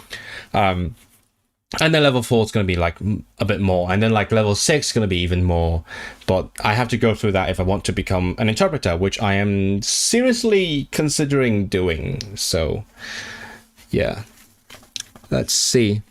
Okay, there's more results coming in. Let's let more people vote. I love that Dublin in Irish is Balacla, right? Balacla, yeah, that's what it is. Like it's kind of It's kind of funny because Dublin, the name Dublin also comes from Irish, but then Irish changed the name or something to this cool city of 100 something, and I like how it confuses people. That's why they come across as so expressive. Well, what is why they come across so expressive?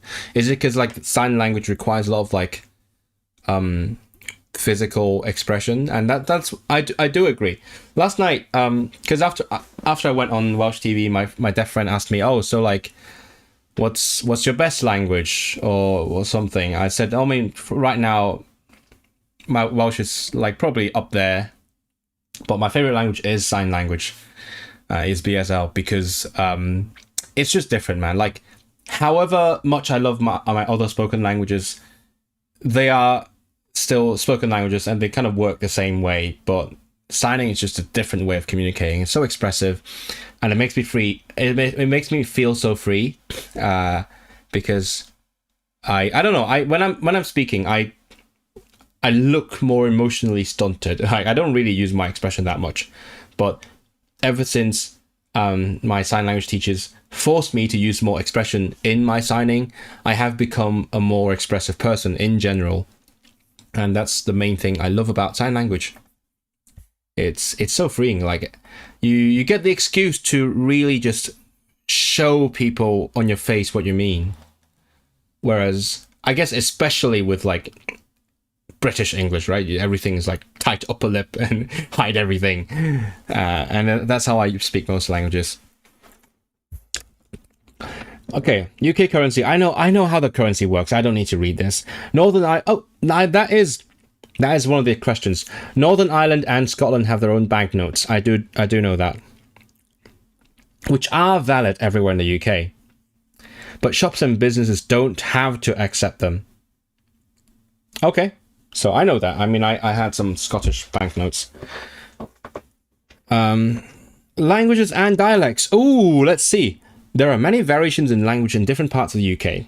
The English language has many accents and dialects. In Wales, many people speak Welsh, a completely different language from English, and it is taught in schools and universities. In Scotland, Gaelic, again a different language, is spoken. Good, they used the right name, Gaelic. It's spoken in some parts of the Highlands and the Islands. Highlands and Islands. Scots not mentioned, sadly. They could have mentioned Scots, which is a language. And in Northern Ireland, some people speak Irish Gaelic, which is not the best way to refer to it. You should say Irish. But that's fine. It's not wrong. You may need to learn how much the older currencies were. What do you mean? Oh, no, I don't think I need to. It's because it's Britain today, not Britain of the past. The Scottish notes are renowned for being counterfeit. What? What do you mean? Explain. Fresh candy. Explain. What do you mean by renowned for being counterfeit? Okay.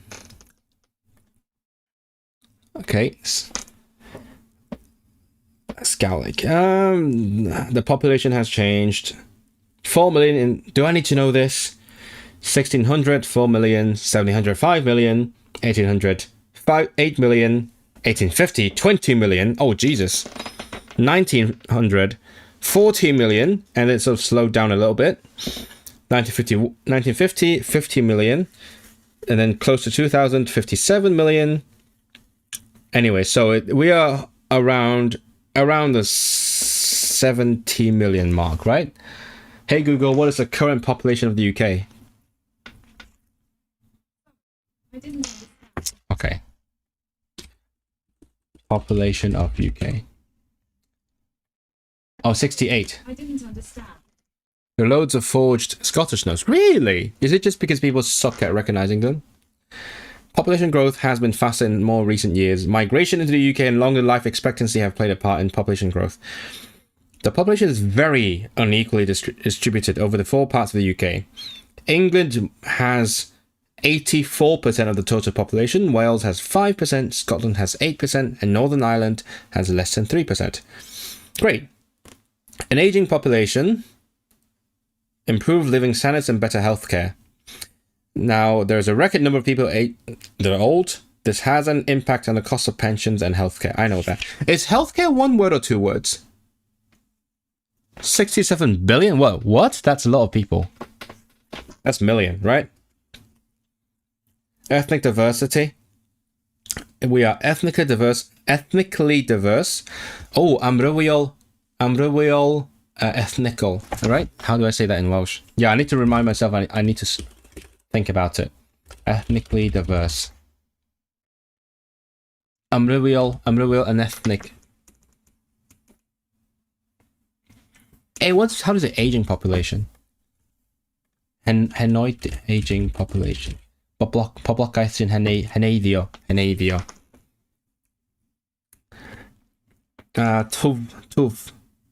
Tyfiant, poblogaeth. Population growth. They're changing rapidly, especially in large cities such as London. It is not always easy to get an exact picture of the ethnic origin of all the population. There are people in the UK with ethnic origins. Oh, do I know all of these words in Welsh? Let's test myself. In surveys, the most common ethnic description chosen is white, which includes people European, Europeaidd, Australian, Australaidd, right? Australiaidd. Shmai pawb, shmai. Canadian, Canadaidd. New Zealand. There isn't even an English word for it. An American descent. Americanaidd. Other significant groups are those of Asian, Black, and mixed descent. Cymysgol, right? Mixed descent. Tras. Is it Tras? Cymysg. Descent.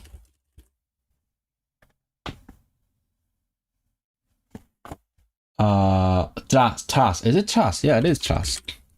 No, not Tras. Tras. Ancestry. Y llinyn sy'n cysylltu cenedlaethau o'r un teulu. Hil, llinach. Tras. Gymysg. Hopefully that's right. Aotearoa. No, but like, do you have an adjective for it? You don't have a New Zealandish or anything. It's just Kiwi. Who is learning what in the chat? Yeah, who is learning what?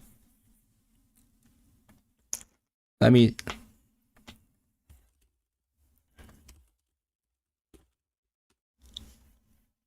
Pin.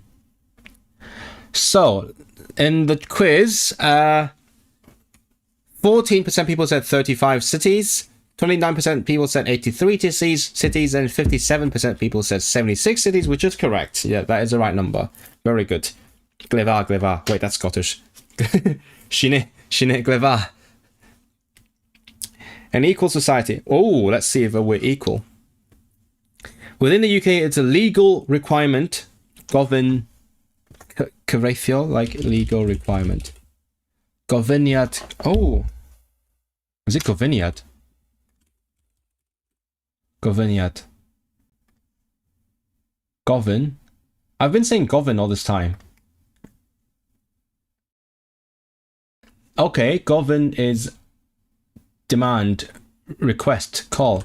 Oh, so I should have said like gofyniadau for like language requirements. I've been saying the wrong word for the past few months. I'm so glad I didn't say that on TV. Gofyniad. So gofyniad cyfreithiol. Gofyniad cyfreithiol, or legally required would be gofynno yn gyfreithiol, that men and women should not be discriminated against. What is the verb discriminate? Discriminate. Gwahaniaethu. Okay, to make a difference. Because of their gender, or because they are or are not married. They have equal rights to work, own property. I think this is a question. I think they will have a question on this. They have rights to work, own property, marry, and divorce. If they are married, both parents are equally responsible for their children. Women in Britain today make up about half of the workforce. Gweithlu, I know this.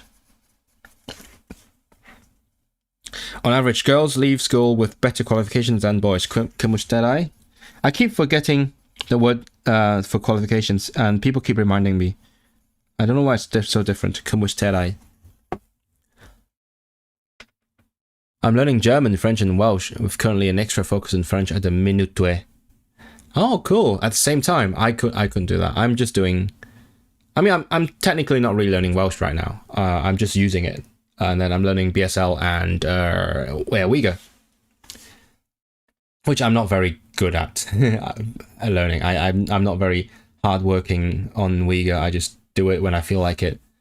Actually, I meant to do some flashcards on stream today, but I end up chatting, which is fine. My nana remembers the time when a job advertisement. Is it advertisement? I don't remember. Had 2 salaries, one for men and one for... Really? That recent? Okay, that makes sense. Yeah, I mean... I do know that... older women got the right to vote after the First World War. And then older women got to vote in like 1930, I think. I learned that like last week, right? Suffragette movement. Let me check. The right to vote.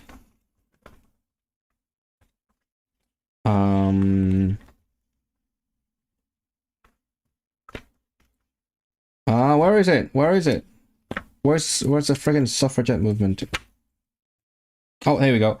1932. Right? Is it? No, hold on. 1928. 1928. Yeah, 1928. Yeah, of course. I said 1930. Yeah, that's when Pankhurst died. Yeah. Pankhurst? Those with property over 30... Oh, right, wait. Is that... Oh, right, yeah. That's when they had to have property as well.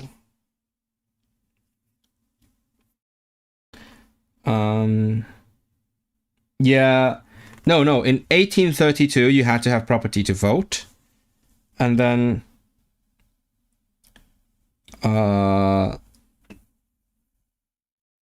Yeah, in the late 19th century, there was a suffragette movement.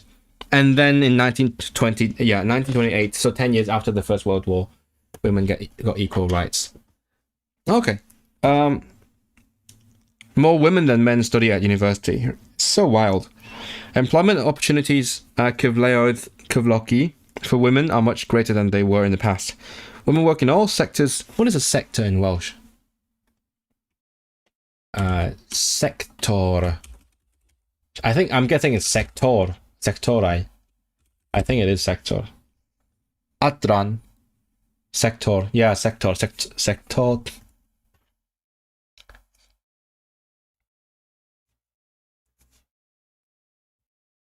And there are now more women in high-level positions.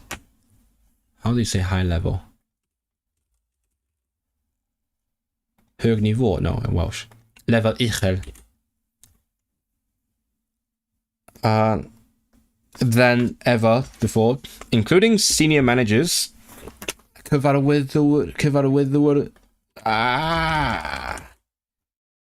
Uwchreolwr. Is it? It seems that way. I just learned the word for coordinator in Welsh today. Because I'm looking at some job listings and I found a cydlynydd job coordinator, cydlynydd cynhyrchu. In traditionally male-dominated occupations. Gyrfaoedd occupation? Occupation. Galwedigaeth. Is it galwedigaeth? Galwedig. I wouldn't say that's calling. That's. How would you say like in this occupation? Glasby Welsh. Occupational. Occupation. Galwedigaeth. Oh, you actually say galwedigaeth. Occupational. Yeah. Galwedigaeth. Okay. I would say it's Galwed.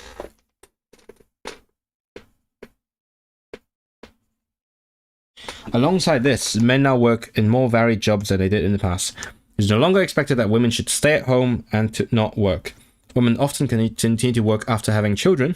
In many families today, both partners work and both share responsibility for childcare, gofal plant, and household chores. What is chore? This is gwaith carter.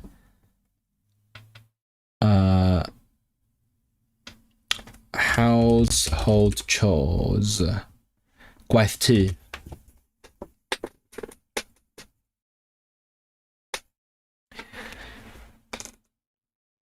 The capital cities of the UK. Wow. Women first started getting the vote in 19... Yeah, I did learn that last time. Dwi'n dysgu Cantoneg ar gyfer Hariad Hong Kongaidd. Da iawn. Okay, let's go. Religion. Ooh, exciting stuff. I do need to know the patron saints.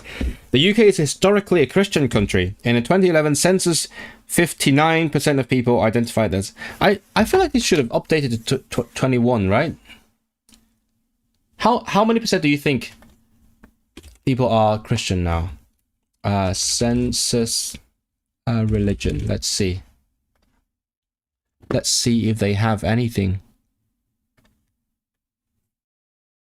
Cardiff, which makes more sense. Yeah, Cardiff is actually newer, which is kind of weird. But it is what it is. Where is my... I'm looking for the census. Let's look at the census.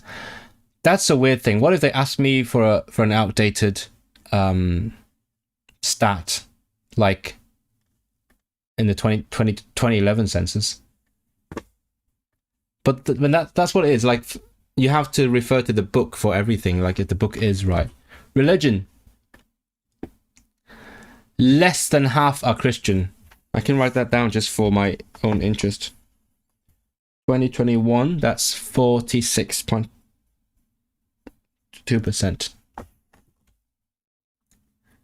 It's most common. There are increases in people describe themselves as Muslim and Hindu. Okay. Wales has a greater decrease, an increase in no religion. Okay, so more people became atheist. London is the most religiously diverse region of England. Interesting.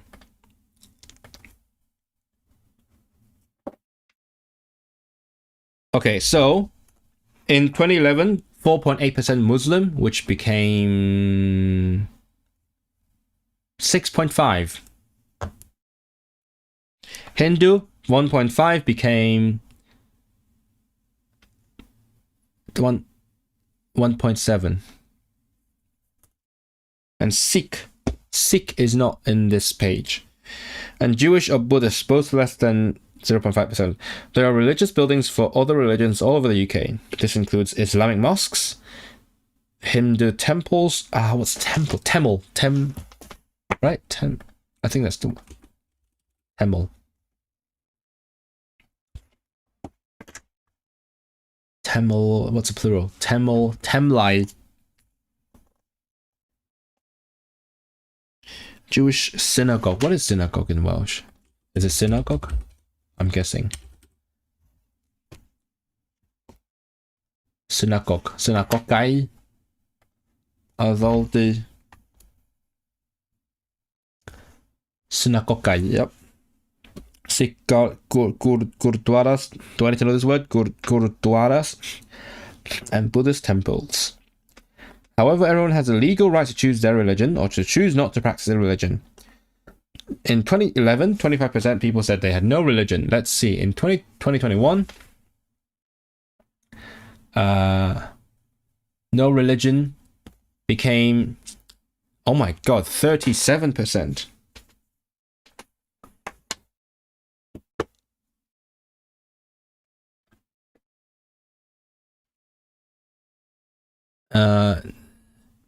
They had to have someone to make sure it's clean into the 70s, like as in like to check if it's clean, or to make it clean.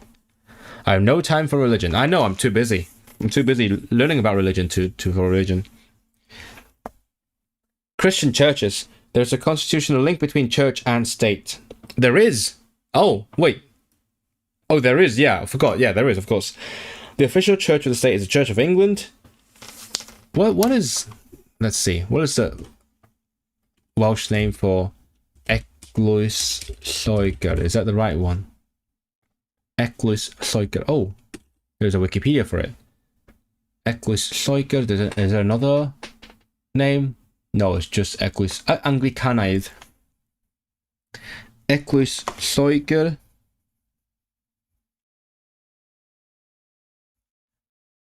Anglicanaidd. In other countries, and the Episcopal Church. What is the Episcopal Church? Episcopal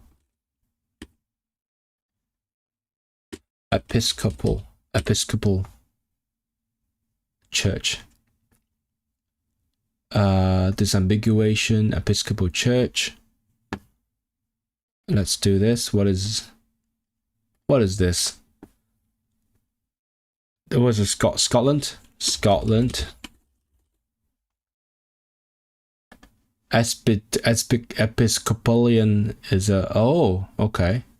Episcopal Church. Let's see if there is a Welsh. Episcopal.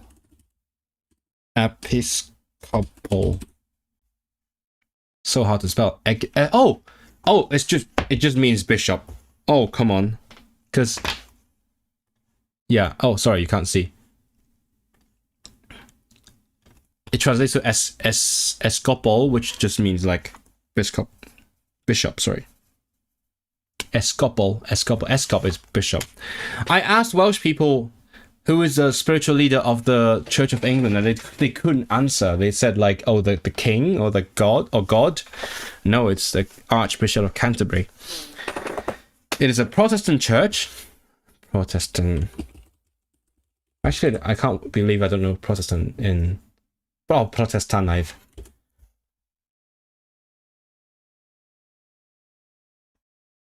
And has existed since the Reformation in the 1530s. Oh shit, what is the Welsh for Reformation? Reformation. Diwygiad, maybe? Oh, it is the Diwygiad.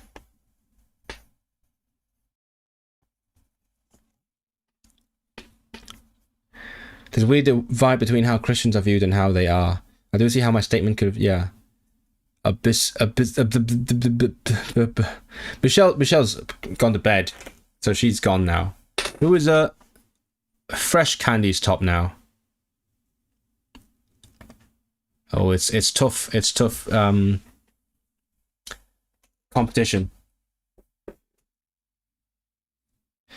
Where are we? The monarch is the head of the church. Yeah. Okay. Right. Yes. Oh, hello, Ancent. Who is this? Welcome. So the monarch is the head of the church, but the spiritual leader is the Archbishop of Canterbury. So that's why the fellow didn't get it. He thought I meant the head of the church. I'm guess like Pennaeth yr Eglwys. But there's Arweinydd Ysbrydol. Is a Archesgob Cargaint. Yep. Archesgob Cargaint. The monarch has a right to select the archbishop. Oh, it's a woman now, isn't it? Right? And the other senior church officials, Swyddogion Eglwys. Usually the choice is made by the Prime Minister and a committee appointed by the church.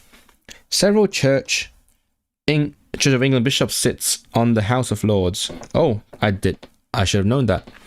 Episcopal Stephen. Hello, welcome, Stephen Williamson. Yes, I that's funny because I couldn't make that connection in English, but then the moment I saw the Welsh, I realized it because it's so obvious. It's esgob and escopal, but English has to make it complicated. Episcopal. So hard to say. The Church of England was literally just invented so Henry did. Yeah, I know. I love that. It's so funny. We can make a religion out of this, as some YouTube channel would say. Okay. In Scotland, the national church is the Church of Scotland, which is a Presbyterian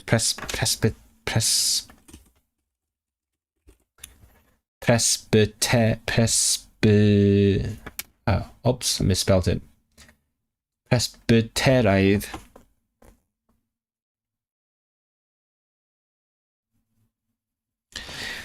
Wait, hold on. What are the Presbyterians again? Presbyterian. I forgot. Okay, so they are Protestant.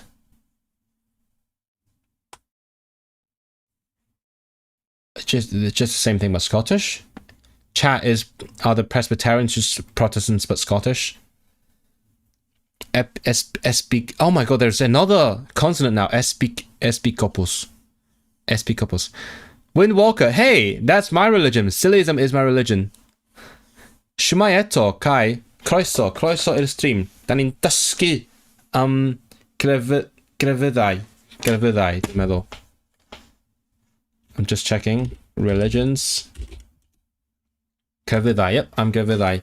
Tisio dysgu eglwys yr Alban. It's governed by ministers and elders. I need to look up these words. Ministers and elders. Oh yeah. Heniriaid. Henir. What is Heniriaid? What the hell? Henir. No.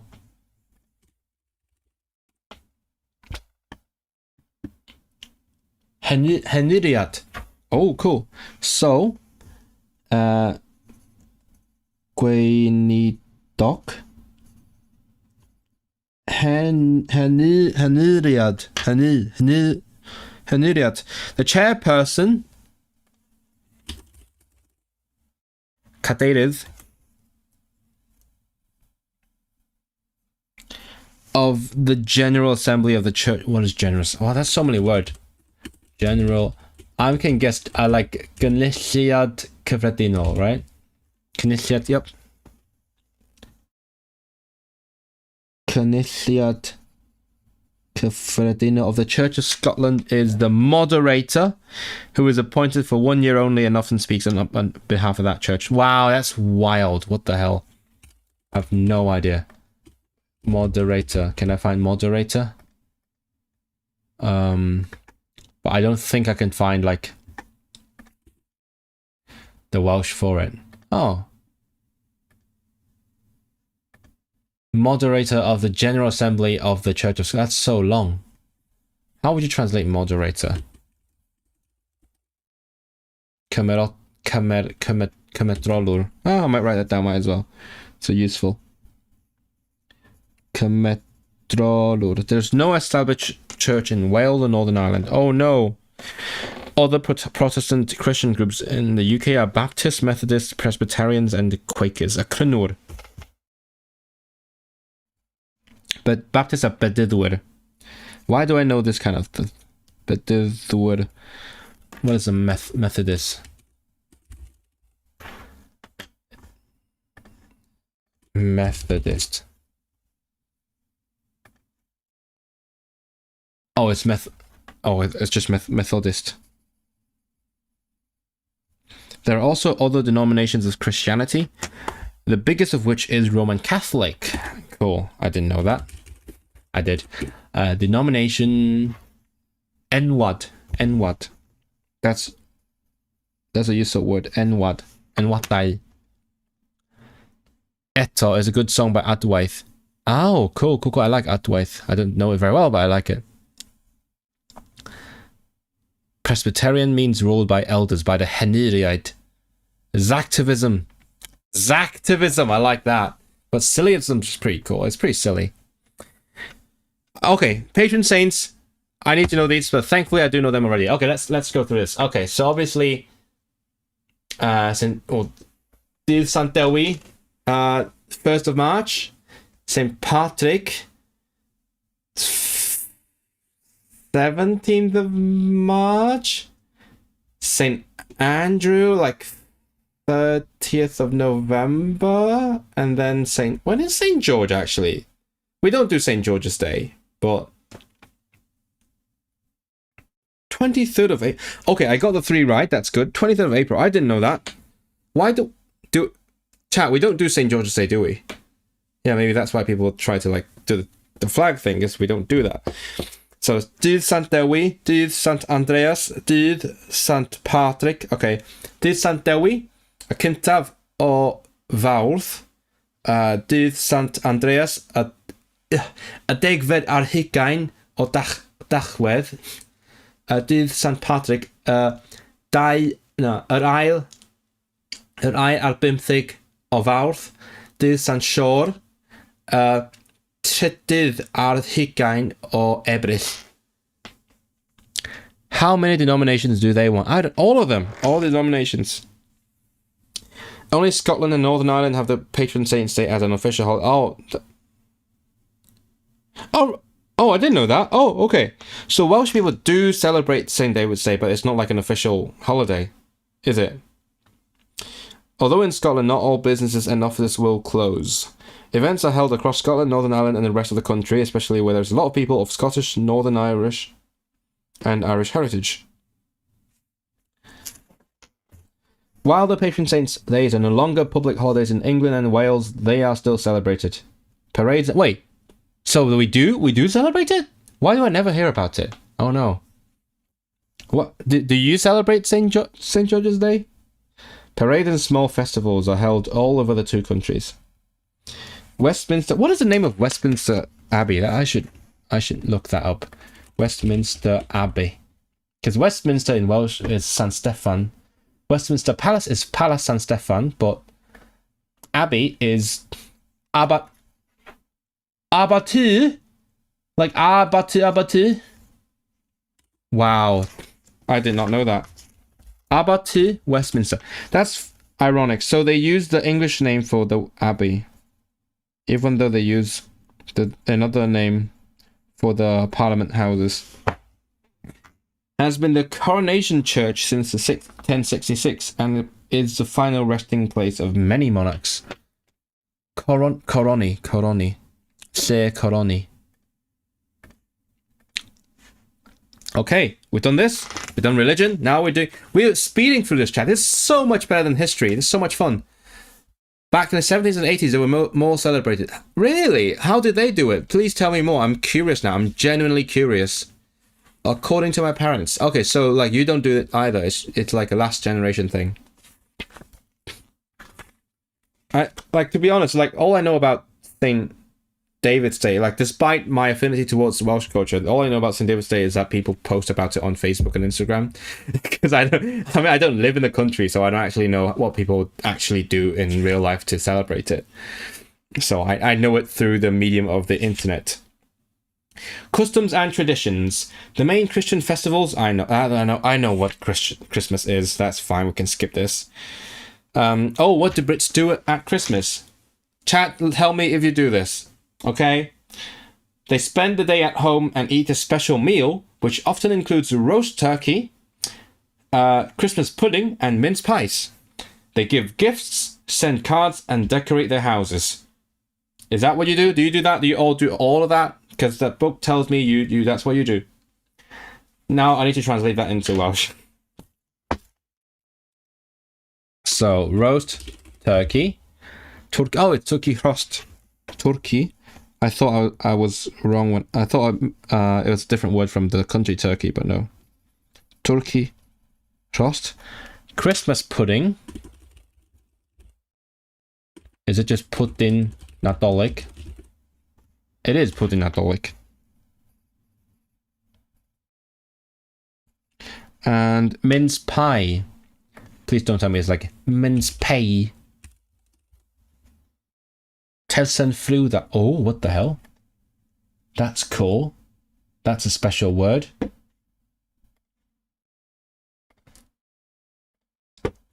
Look at this. Look at this shit. Telsen fruda. What is this? Kaken fruda. Telsen is southern, isn't it? Let me just check. Taysen is...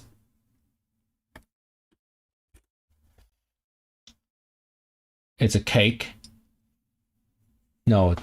Okay, it's just Taysen. Taysen, kaken, vriuda, tarten Nadolig, pastai Nadolig. That's so many names. Just pick one, guys. Mince pay, mince payen. Yeah, I know that. I'm known.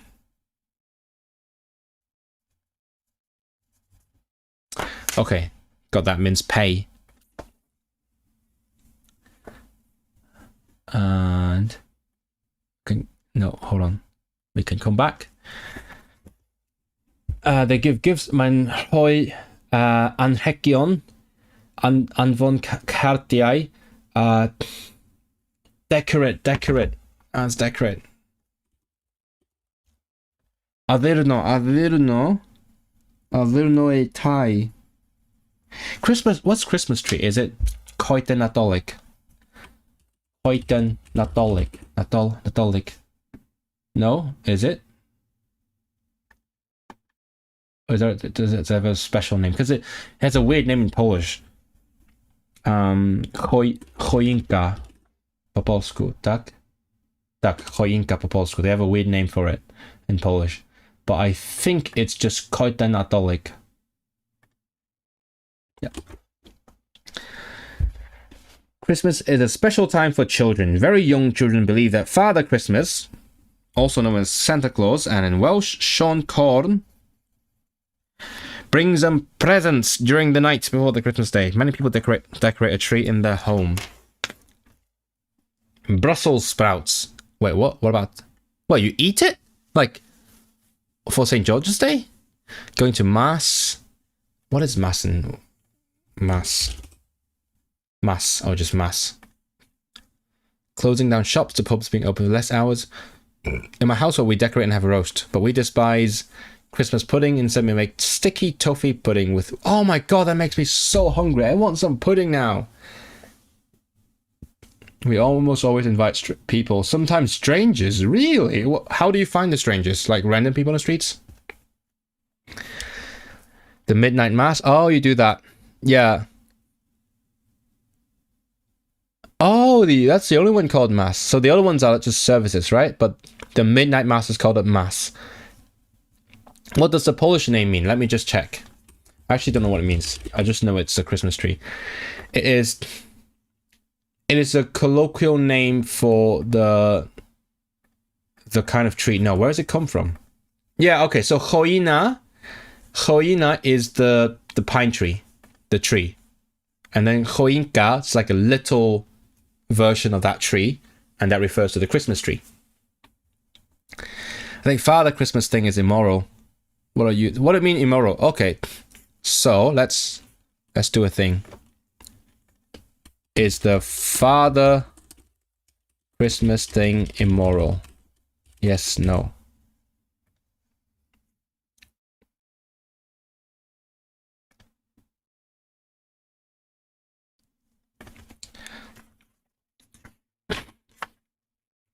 Boxing Day. Let's see if there is a Welsh for Boxing Day. I actually don't know that. Boxing Day. And then you need a mandatory dad jokes about boxing, I'm sure. No, Boxing Day. What? Wait, hold on. Oh yeah, that reminds... Yeah, I do think I knew that. I think I knew that.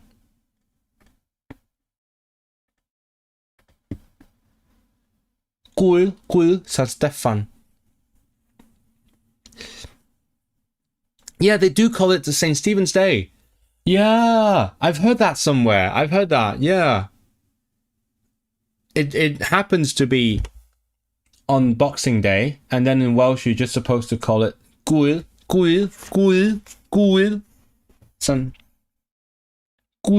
San Stefan, which is fun because Westminster, the Parliament Houses in Welsh is called the St. Stephen's Palace. I don't actually know why. Do you know why Westminster is Saint Stephen, like Stephen? Is there a historical reason for it?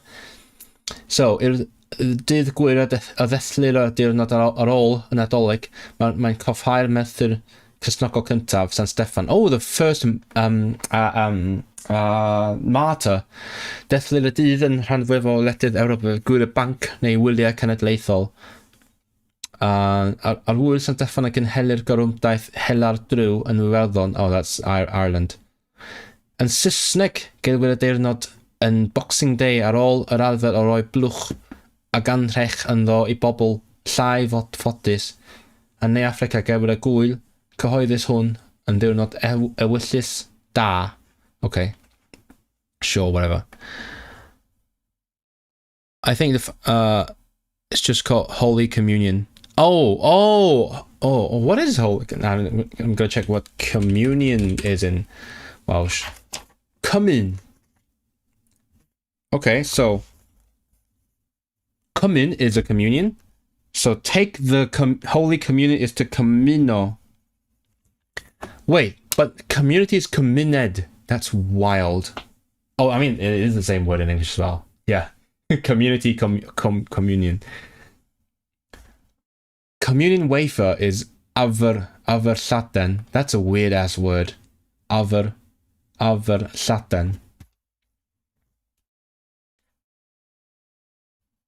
That's the only time I've ever seen. Look at this shit. Well, that's a goofy language. In the row. That's so goofy. Averllaten. St. Stephen's Day. Boxing Day is an English thing. Day of the Wren. What's Day of the Wren? Day of the Wren. Oh, right. Okay, right. Yeah. Yeah, I'm looking at the Welsh Wikipedia. Defod ar ffydd gorymdaeth a geid yn y gelwydd Celtaidd, gwledydd Celtaidd oedd hela'r drw. It says it's also like other Celtic, like it's a Celtic thing, is what it says. Oedd yn tarddu o ddefodau cyn gysnacol yn wneud a dathlu'r dyr goleuni drwy aberthu brenin yr adar. But do you still do it? Y drw mewn chwedloniaeth Geltaidd. Caneuon. Mae gan eilig yn amlwg. No. So, but is it just an Irish thing nowadays? They used to hunt wrens. Do they? I'm guessing drw is a wren. A drw wedi estofio ac a ddefnydd yn Ynys Manaw. Oh, what the hell? They have that. What? They have this stuffed thing on the Isle of Man. Wild. I need to learn more about it. I'll leave this tab open. Is there anything in Wales? Diflannodd yr arferiad hwn o Gymru. Okay, so it's gone. It's gone like from this year. O they ty. Aderyn y to. So it's cool. Kind of cool, allegedly. I'll read this later. Okay, Easter, Pasc, takes place in March or April. It marks the death of Jesus Christ on Good Friday. Yep. Oh, our Good Friday is dydd Gwener y Groglith. I did study that. And his rising from the dead on Easter Sunday. You say Sil Pasc. Dydd Sil y Pasc. Yep, dydd Sil y Pasc. Both Good Friday and the following Monday are public holidays. The 40 days before Easter are known as Lent. What is Lent in Welsh? Do they do Lent? I guess they do. Arwydd. No, that's French. Lent. Oh yeah, hold on. Yeah, I did have that in my flashcards. It's a grawys.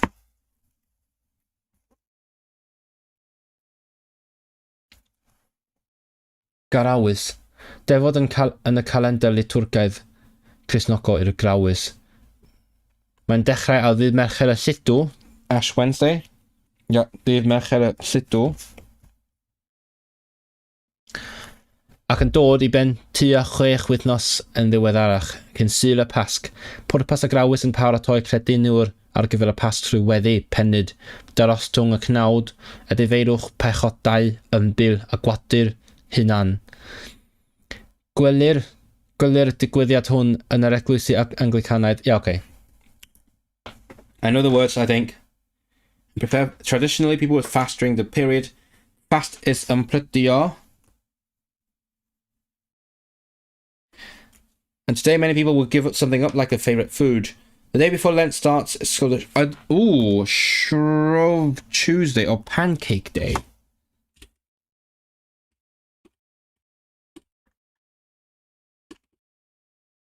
Shrove. I didn't know this one.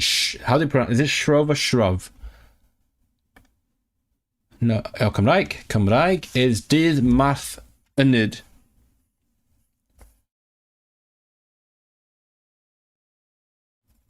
What's Ynyd?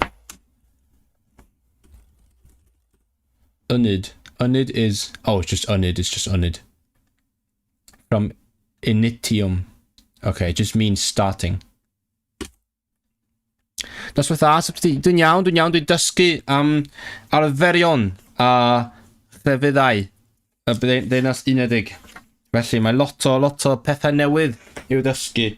Fel dydd Mercher y Lludw, dydd Mawrth Ynyd, Sul y Pasg. Ac balli.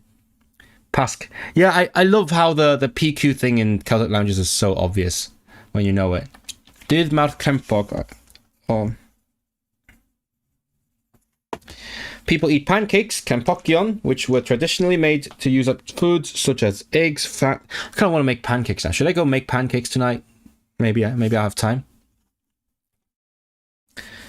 And milk before fasting. Lent, a grawys begins on Ash Wednesday, dydd Mercher y Lludw.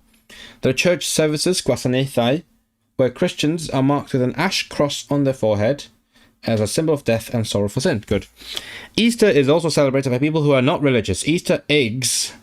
Wyau Pasg, efallai? Wyau Pasg. Wyau Pasg. Wyau. Are chocolate eggs often given as presents at Easter as a symbol of new... Really? Is a symbol of new life? I didn't know that. Let's see. Maybe I'll end with like the... I'll end before sport. So I'll go through all the special days in British life and then we'll end there. Good? Happy? Diwali normally falls on October or November. That was like last week, right? Was it last week? It lasts for 5 days. Oh, I didn't know that. I should know that.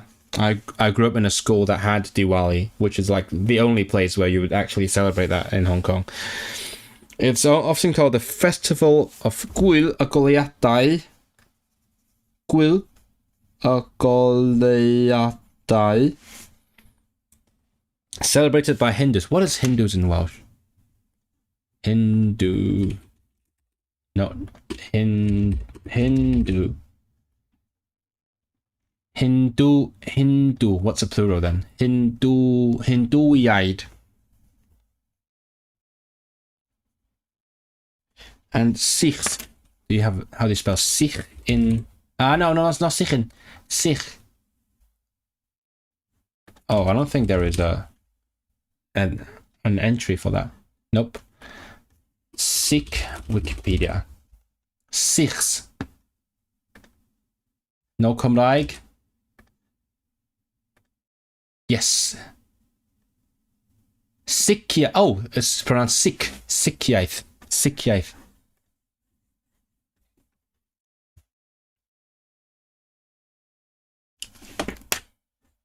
So let's look at this. A Sikh. What do you call a Sikh? Like a person in Gymraeg?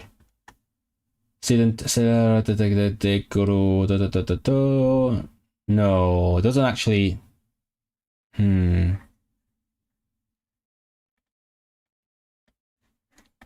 Okay. Just Sikh, maybe. Sikhiaid. Sikh. It celebrates the victory of good over evil and the gaining of knowledge. Do I need to know this? I don't... Maybe. Buddugoliaeth da dros druk. Is it evil? Is it just druk? Yeah, druk. Ac ennill gwybodaeth. There are different stories about how the festival came about. There was a famous celebration of Diwali in Leicester. Of course it's in Leicester. Leicester in Welsh is Caer... No, not Caerloyw is Gloucester. Caerlyr? No. Shit, I should know this. I made it. I've made the fucking map. Where's my map? Siniai... Map. You came... Where's my map? Wait, what?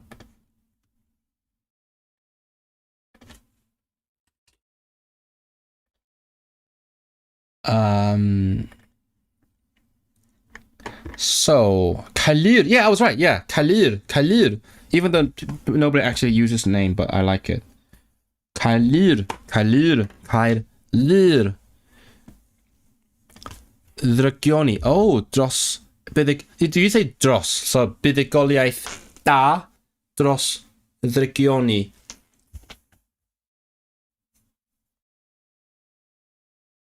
Da.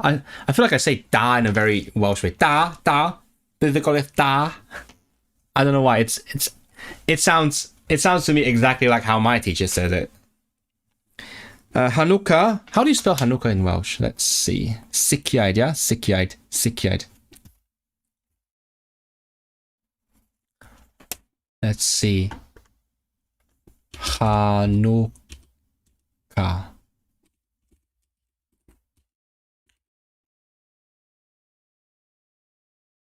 No, not Hannah. Hanukkah. There's so many ways to spell Hanukkah. That's so weird. So Wikipedia has 1 N and 2 Ks. This book has 2 N's and 1 K. No Cymraeg. A da.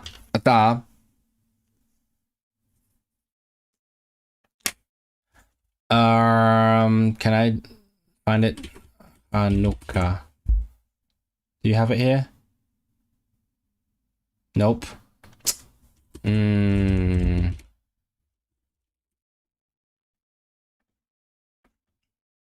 Someone asked about it. Why do I need a freaking AI summary for the post I'm literally about to read? Fuck off. Oh, I hate this so much. Hanukkah. Yeah, okay. That's fine. I'll just spell it however I want. It's in November or December and it's celebrated for 8 days. I thought 7. Is it not 7? Is it 8? Oh, it's like an extra one over the 7. 7, right? Most names don't exist in Welsh. Yeah, I know. That's why I was wondering how you would Welshify it, because even the English spelling is so inconsistent. So I would... And the question is, would you spell it as Hanukkah or Chanukah? Because originally, it's a ch, but in English you don't have a ch, so it becomes a h. But in Welsh you do have a ch. So it depends if you go through English or not. On each day of the festival of candle, Canwyll, right? Canwyll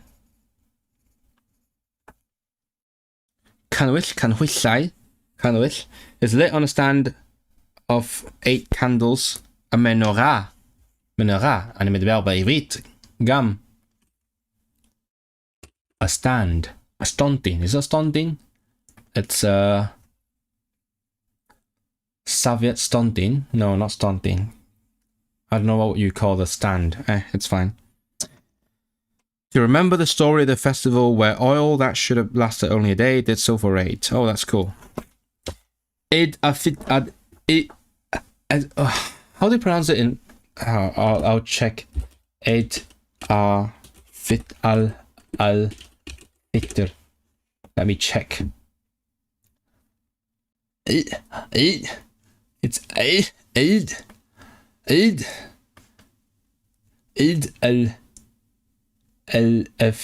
Fitter. I can't do the ein followed by e. Eid al-Fitr celebrates the end of Ramadan, where Muslims have fasted for a month. They thank Allah for giving them the strength to complete the fast. The date when it takes place changes every year. Muslims attend special services and meals. And a different one, Eid how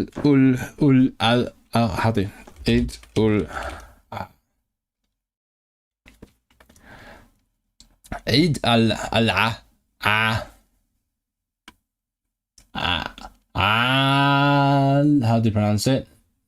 Is it wait, what? What is this letter?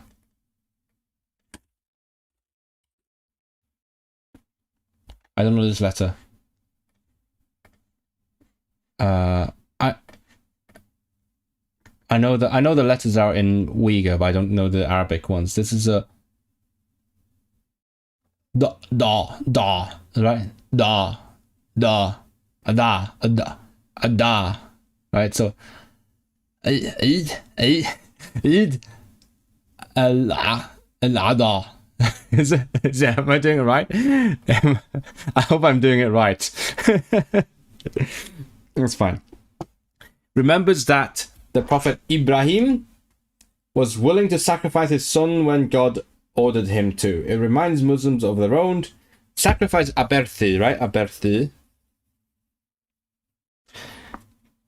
Of their own commitment, amruimiat. I know words like this. Yeah, my friend roasted me saying, how do you remember words like fucking amruimiat and then you forget words like spectol, like for glasses? I'm like, I don't know. I just remember difficult words all the time. Many Muslims sacrifice an animal to eat during this festival. In Britain, this has to be done in a slaughterhouse. What is a slaughterhouse in Welsh? Slaughterhouse. No. Dictionary. Slaughterhouse. T. No. Lladd. Oh, just lladd. Oh, I love that. It's one of those words that you have to add a hyphen because it's got too many D's. Look at this. It's got 3 D's in a row. Press. You have to add a hyphen. Otherwise, it's confusing. I've seen like words like that. Sometimes there's an adjective that ends with like "ith," and then you add like "dra" at the end. I can't come up with what words, but like something "ith dra," and you have to add a hyphen because 3 D's is too much. Aberth. Let's see. Aberth. Aberth is Aberth. Ebirth. Do you say Aberthai or Ebirth? I think people would say Aberthai because it's simpler. Aberthai? No, Ebirth. I'll write both down.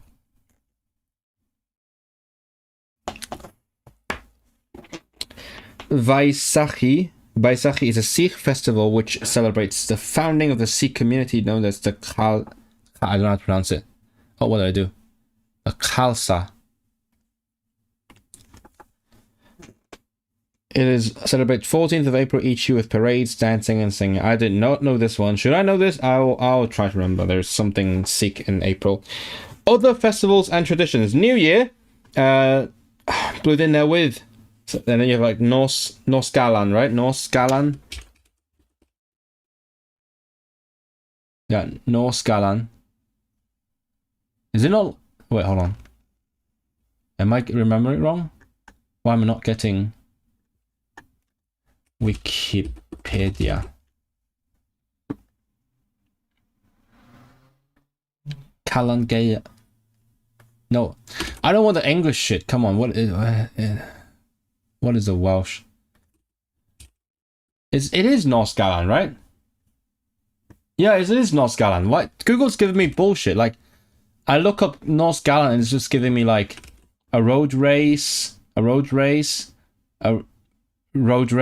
then a road race, and then a children's race, road race. I just want the dictionary definition. Norse Galan. Oh yeah, the dictionary has it. Did Galan. Yeah, Halloween's Calan Gaeaf. Okay, so do you say blwyddyn newydd or dydd Calan? That's a question. A cyntaf o Ionawr is a public holiday. Gwyl gyhoeddus. Do you say gwyl gyhoeddus efallai? Gwyl gyhoeddus. Cyhoeddi? No. What? Gwyl. No. What is a public how do you say it? Public holiday. Just Gwyl Bank. Okay, whatever. Gwyl Bank. People usually celebrate the night of, that's Norse Galan. In Scotland, you have Hogmanay. This one I do know. I've done Hogmanay because my partner lived in Scotland. And in Scotland, you also get the second off. I didn't know that. For some Scottish people, Hogmanay is a bigger holiday than Christmas. Cool. I love Hogmanay. Valentine's Day. Dydd Sant Ffolant. I'm going to know so much more vocabulary than most Welsh people after this. When lovers exchange cards and gifts. Sometimes people send anonymous. They should include, the Santa's Dwynwen. That would be cool. Gwyl Bank. Anonymous cards. DNO to someone they secretly admire. April Fool's Day. What is it? I did a video in Welsh on April Fool's Day. It's Dydd Fall Ebrill, right? Dydd Fall Ebrill. Dydd Fall. Is it fall? Dydd Fall. Let's say Dydd Fall. Let's say just Ebrill. The day when people play jokes on each other. There's a saying, right? Something sport. There's a phrase. Gwneud sport am ben rhywun.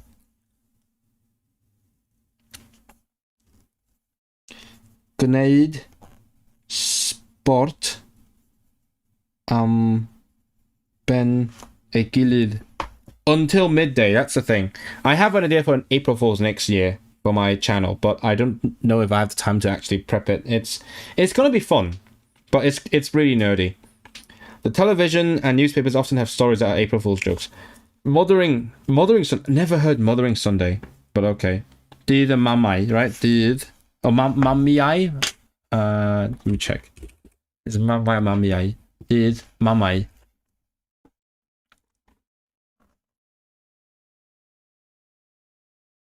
Dydd y Mamau. 3 weeks before Easter. Yeah, it's. All I remember it's different from the one in Hong Kong. Oops. Before Easter. Father's Day. Dydd y Tadau. Dydd Tadau. It's in June. Mehefin. Halloween, Norse Galan Gaeaf, we got that. Ancient festival has roots in the pagan festival to mark the beginning of winter. Marcio Dechrau Gaeaf. Young people were dressed up in frightening costumes, brawychus, gwisgoedd brawychus, play trick or treat. People given treats to stop them from playing tricks on them. Lots of people carve llusernau. Oh, I knew the word cerfi. Cerfi. Carve is cerfio. Oh, sorry, cerfio.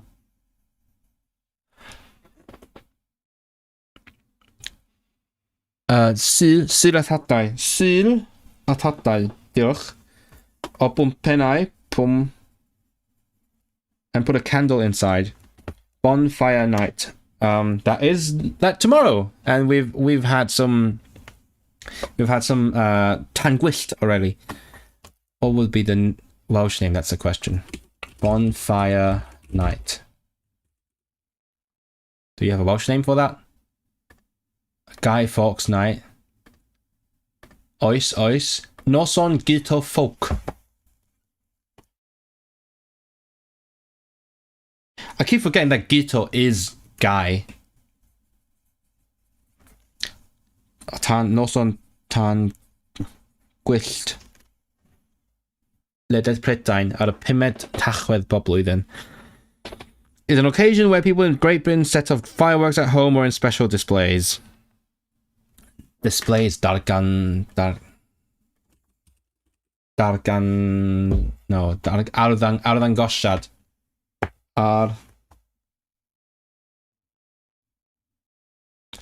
The origin y tarddiad y dathliad oedd digwyddiad yn 1615 when a group of Catholics led by Guy Fawkes failed in their plan to kill the Protestant.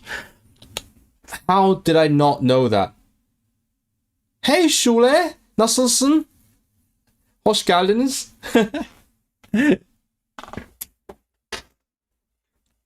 I actually didn't know that it's a religion thing. I should have known that. All I know is the V for Vendetta. Okay, so it's who was the king in 1605?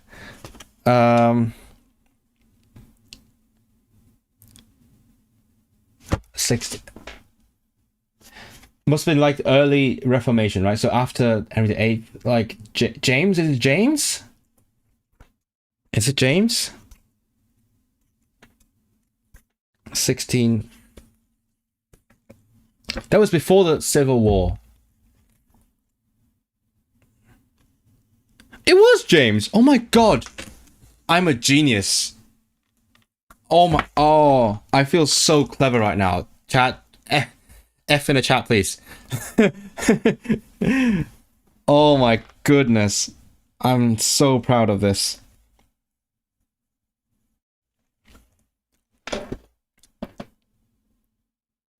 The 1st and 6th. 6th. I didn't expect to get that right. I never know these things, but I got it. I'm so bloody proud of myself for getting that one. I know my history now. Remembrance Day. Dydd y cofiad. Dydd y cofio. Which is funny because where I'm from, it's known as a Singles Day. But that's also like in the next week. So many things happening around these 2 weeks.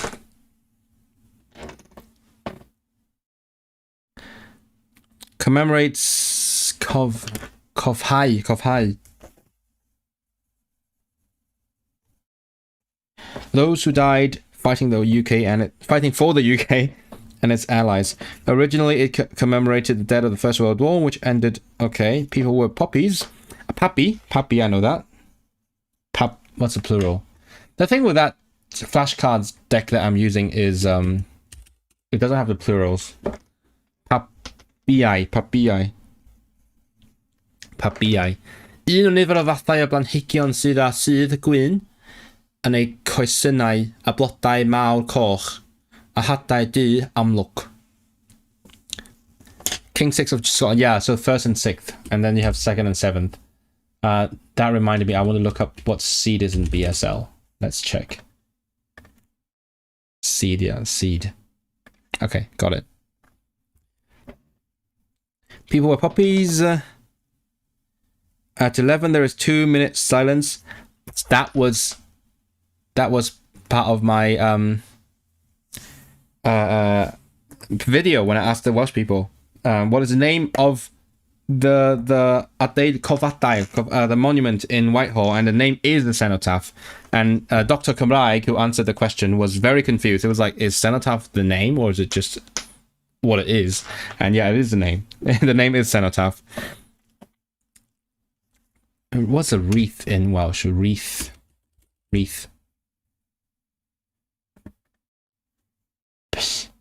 Plethdorch or torch? Oh, I just found another very nice.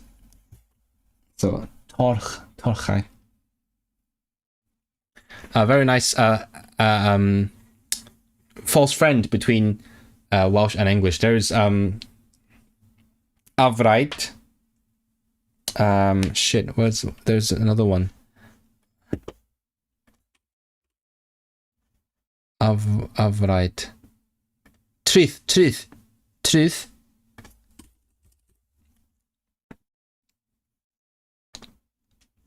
Okay, so that's a funny thing. I'm trying to build the longest sentence with only Welsh words that sound like English. That look like, spelled like English. So there's like truth, which means like a long story, a bunch of things to say. No. Truth, Avright, and Torch. So unnecessary long story is a truth, Avright.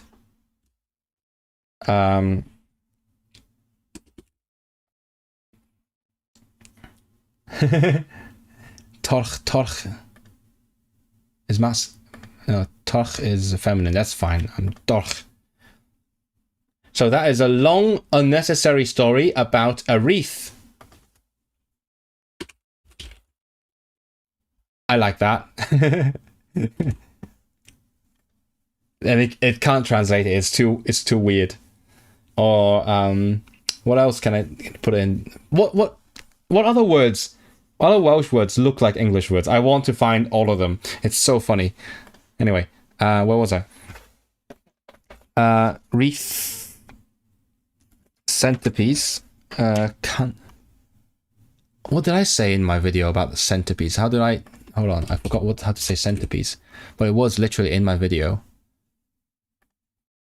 I'm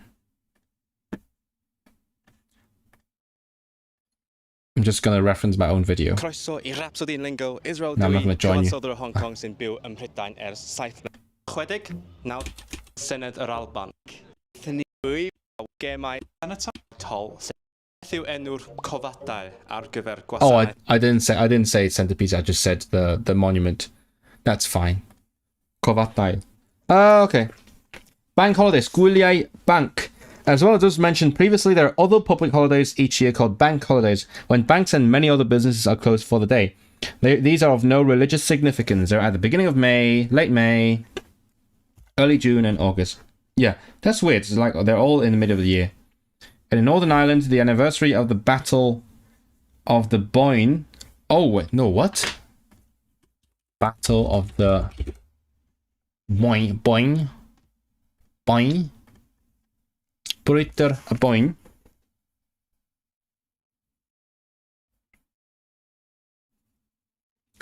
A cyntaf o Gorffennaf. Okay, what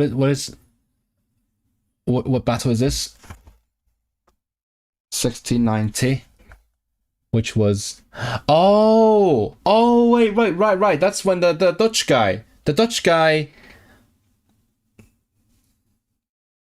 What? Hold on.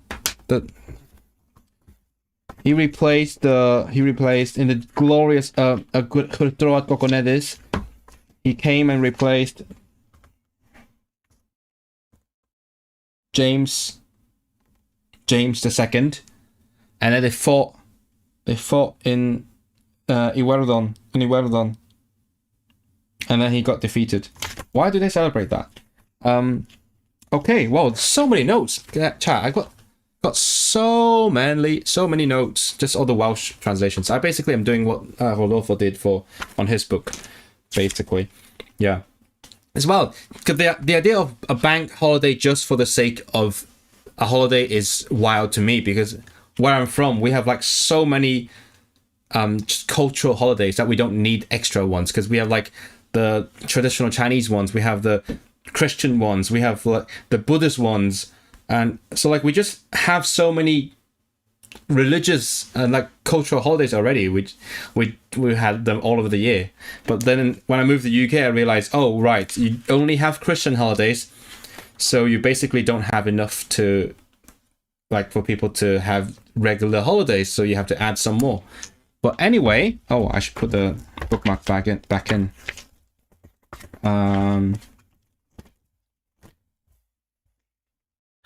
I mean, most of the stuff today I knew already, but it's like a good refresher, a good summary of everything, and I got to get some like extra details that I didn't know. For example, like Diwali's 5 days, Hanukkah is 8 days.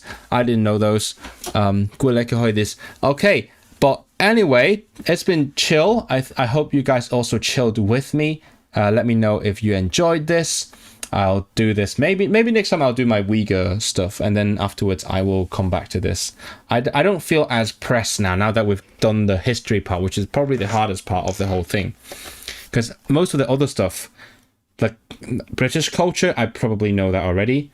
I have to learn some writers and athletes. That's going to be hard. But landmarks, I know that already. I know how the government works, basically. So it's just the list of people that I need to know. The Commonwealth, who's in the Commonwealth. Wedyn mwynhau. Diolch am fwynhau. So I will see you in the next one.